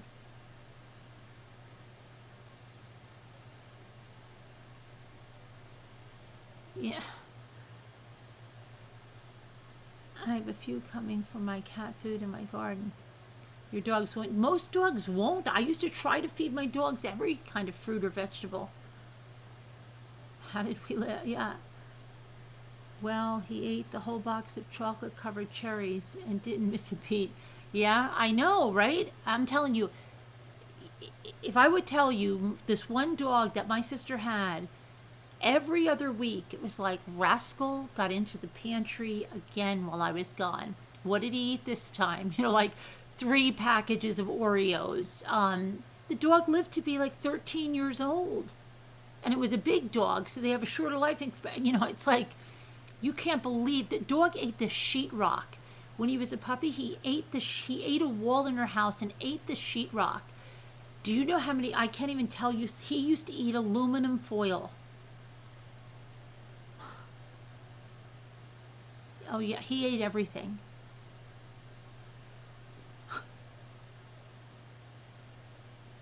That's what I'm saying. I mean, I think every dog is like. My kids used to give the Beagle Basset Hound like a big piece of chocolate, like, here, Milo, good boy. And he would just eat it. There's days that he got into an entire chocolate bar. And I'll never forget, I was working somewhere at the time, and they were talking about poisoning, and it's something about some kind of poison. And this one guy goes to me, yeah, well, and it was some kind of poison. I was like, wow, that poison is bad. And he's like, no, the only poison I've heard is really bad is chocolate. Any dog that eats chocolate has been dead. And I'm like, well, you should see my Beagle Basset. He's not dead. But the other things sound pretty bad. Lemons are toxic? Did someone say lemons are toxic? Who said lemons are toxic?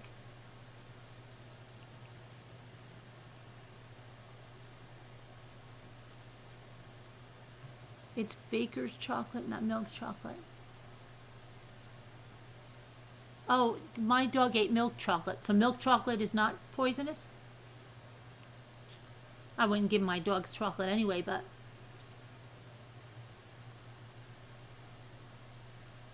No, Sharon said her dog likes lemons. Oh. It's never hurt yours. Yeah, I don't want to profess it to anybody because they say it's not good. But my dog ate lots of milk chocolate.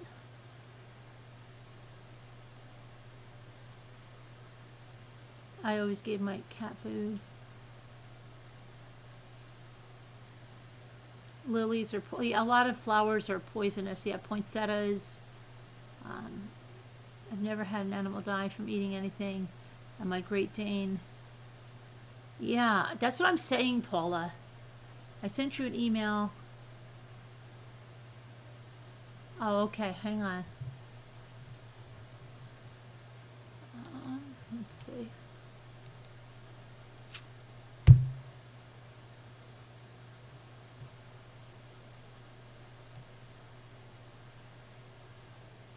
Okay, Snow Remover has emojis can shut down your Google account. Aww.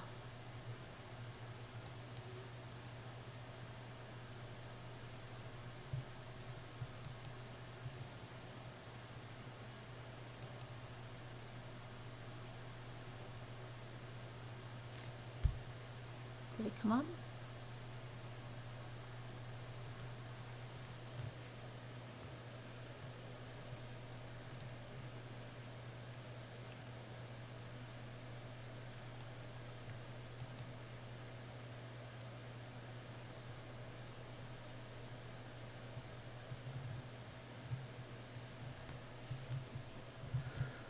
Okay, let's see here. Got this one. Oh.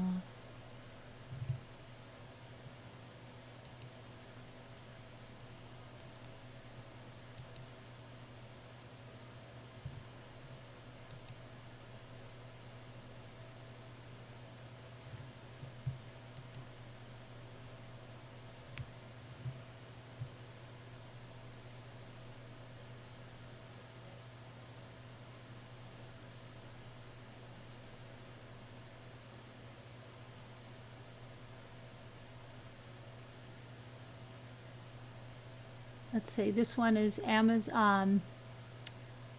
Lucy with her Amazon Popeye. Popeye likes to flip Lucy's ear, and Lucy flips back and then goes on for minutes. Lucy is so sweet. She just lets him. Very cute. And let's see, is this?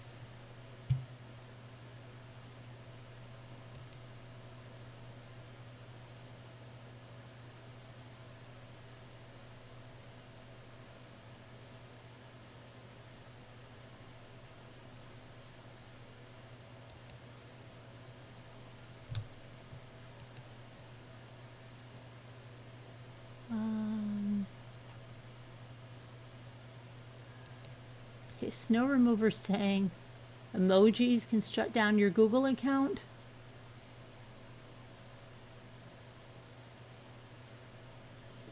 Here is why you can lose your Google account for live stream.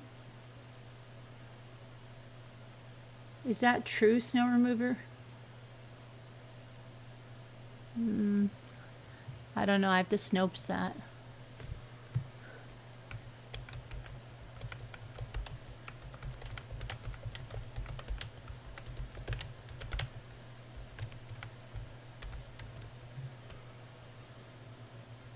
All right, I'm reading something now. Let me see. It says, what's Markiplier? Is that? It's one thing to be banned from live stream. It takes it to a next level of stupid to do this.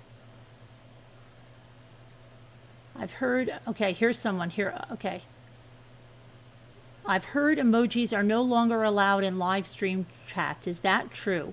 And they're asking in the YouTube. And they said, you heard wrong. Spamming the same emoji or anything repeatedly in a live stream has always been a violation. Okay, so spamming the same emoji or anything repeatedly in a live stream has always been a violation. So I think it's just if you're abusing the emoji thing. Because why would they have emojis if you can't use them? Let me see. Now here's another one, okay? I'm going to look at another one. Since we're busting myths here. Let's see.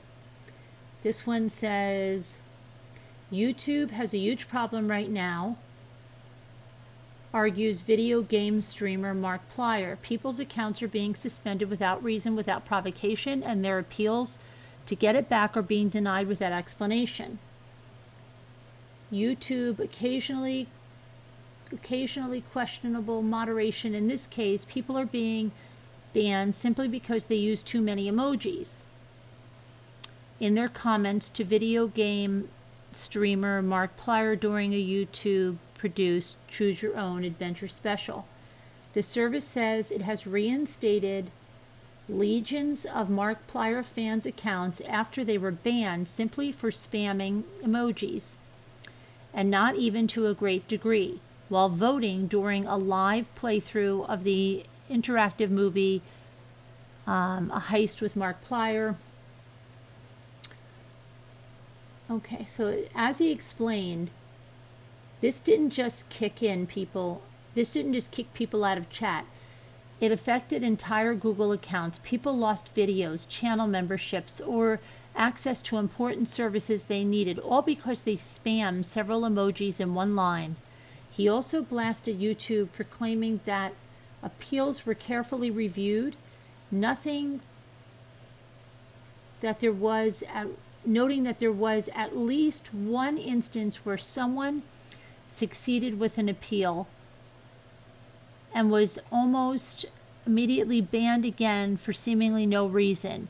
The incident highlights the complications and limitations of YouTube's approach to moderation, with the sheer size of YouTube virtually mandates some form of automated policing. It's not guaranteed to correctly interpret everything. Okay, but they had their accounts reinstated. Let me see. Then somebody said, I first saw this on Reddit, and most of the comments were, but all of my emails, if Google and Facebook up and went tomorrow or decided to delete any number of accounts, there are a lot of people who would be SOL with their online lives. There are also the same people that cry doxing when you type their username into Google and the first page is nothing but their accounts. Maybe it's just because we had it drilled in our heads, don't use your real name online at 14. The internet is a huge place. You can absolutely get by without Google, YouTube, and Facebook, Instagram, and WhatsApp. What's up with YouTube? Anyway, lots of streamers are complaining about, okay. So it's looking like you can use them, just not abuse them.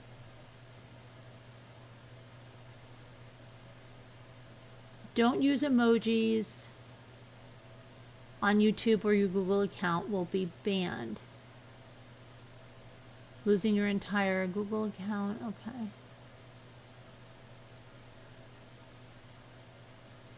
But it reinstated everyone, okay? YouTube reinstates accounts of the fans.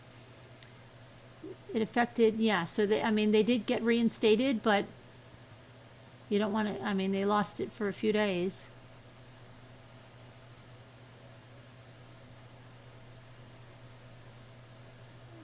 I guess just like anything else, don't go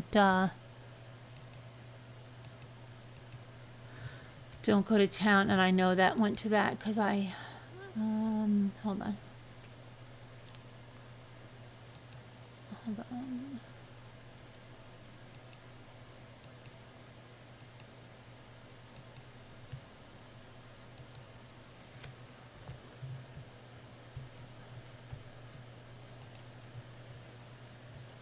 I've emailed Carolyn and she got it, by the way, so whenever she's ready I'll call in. Who's calling? You're calling in now, Choking on Ashes? It's a little late now. Do you want to call in tomorrow? What do you call? Because I was gonna skedaddle. What's sad with Two Scooter? A woman we know, her father was supposed to be. Oh, wow. Her father didn't show up? And oh. What? Like a heart attack? Oh, that's so sad.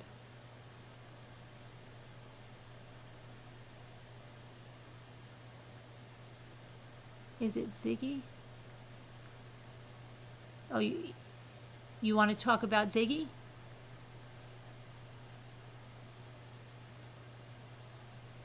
Can you do it tomorrow, Choking on Ashes? He was lying in the driveway. Is it very cold there, Two Scooter? What's your temperature like? So I've got a little puppy that wants to go nice. In the 30s. Oh, thanks, Robin. Giraffe channels kick you out if you use more than 3 emojis. Giraffe channels? What are giraffe channels?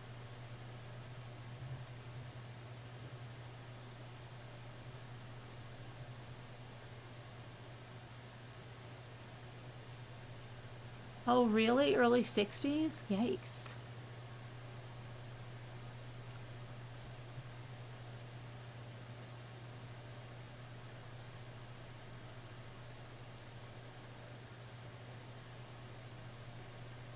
What are giraffe channels?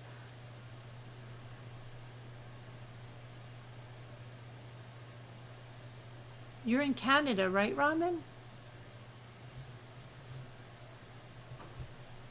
What are giraffe channels?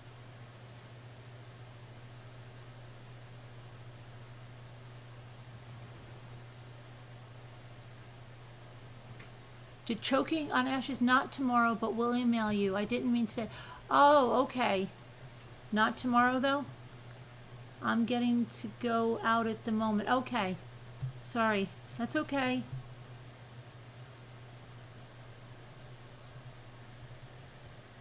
Caroline Connor said she lives in Miller near the beach. Back to her.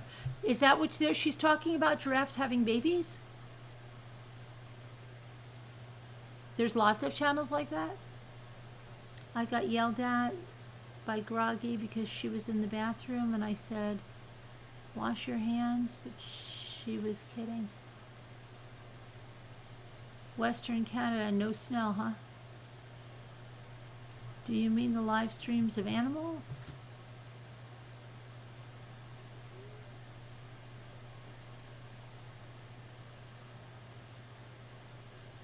Froggy was kidding. Oh, okay. Okay, I think it's just, but they never ban the right accounts, right? Like the ones that come in and say terrible things 15 times in a row. Those accounts don't get banned. The accounts that have is their header that some nationality, you know, sexually assaults children with signs. Those don't get banned, right? YouTube needs so much help. Oh my gosh, YouTube needs help. Drove me mad. Oh, that, yeah, I know, right? And they used to say, "Oh, any minute," and you're watching it for 3 hours, and you're like, "This is not any minute." I kept telling the kids, "Hurry up and watch. She's gonna give birth. This is gonna be really beautiful." And I was like, nothing.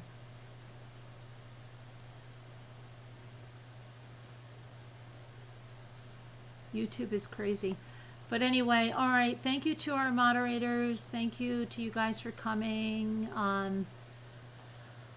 Oh boy. All right. Thanks everybody. Everybody have a great day, Sunday, and I'll talk to you tomorrow. I bit my lip again. I gotta stop doing that. I've gotta stop biting my lips in winter because they're chapped. All right. Talk to you guys tomorrow.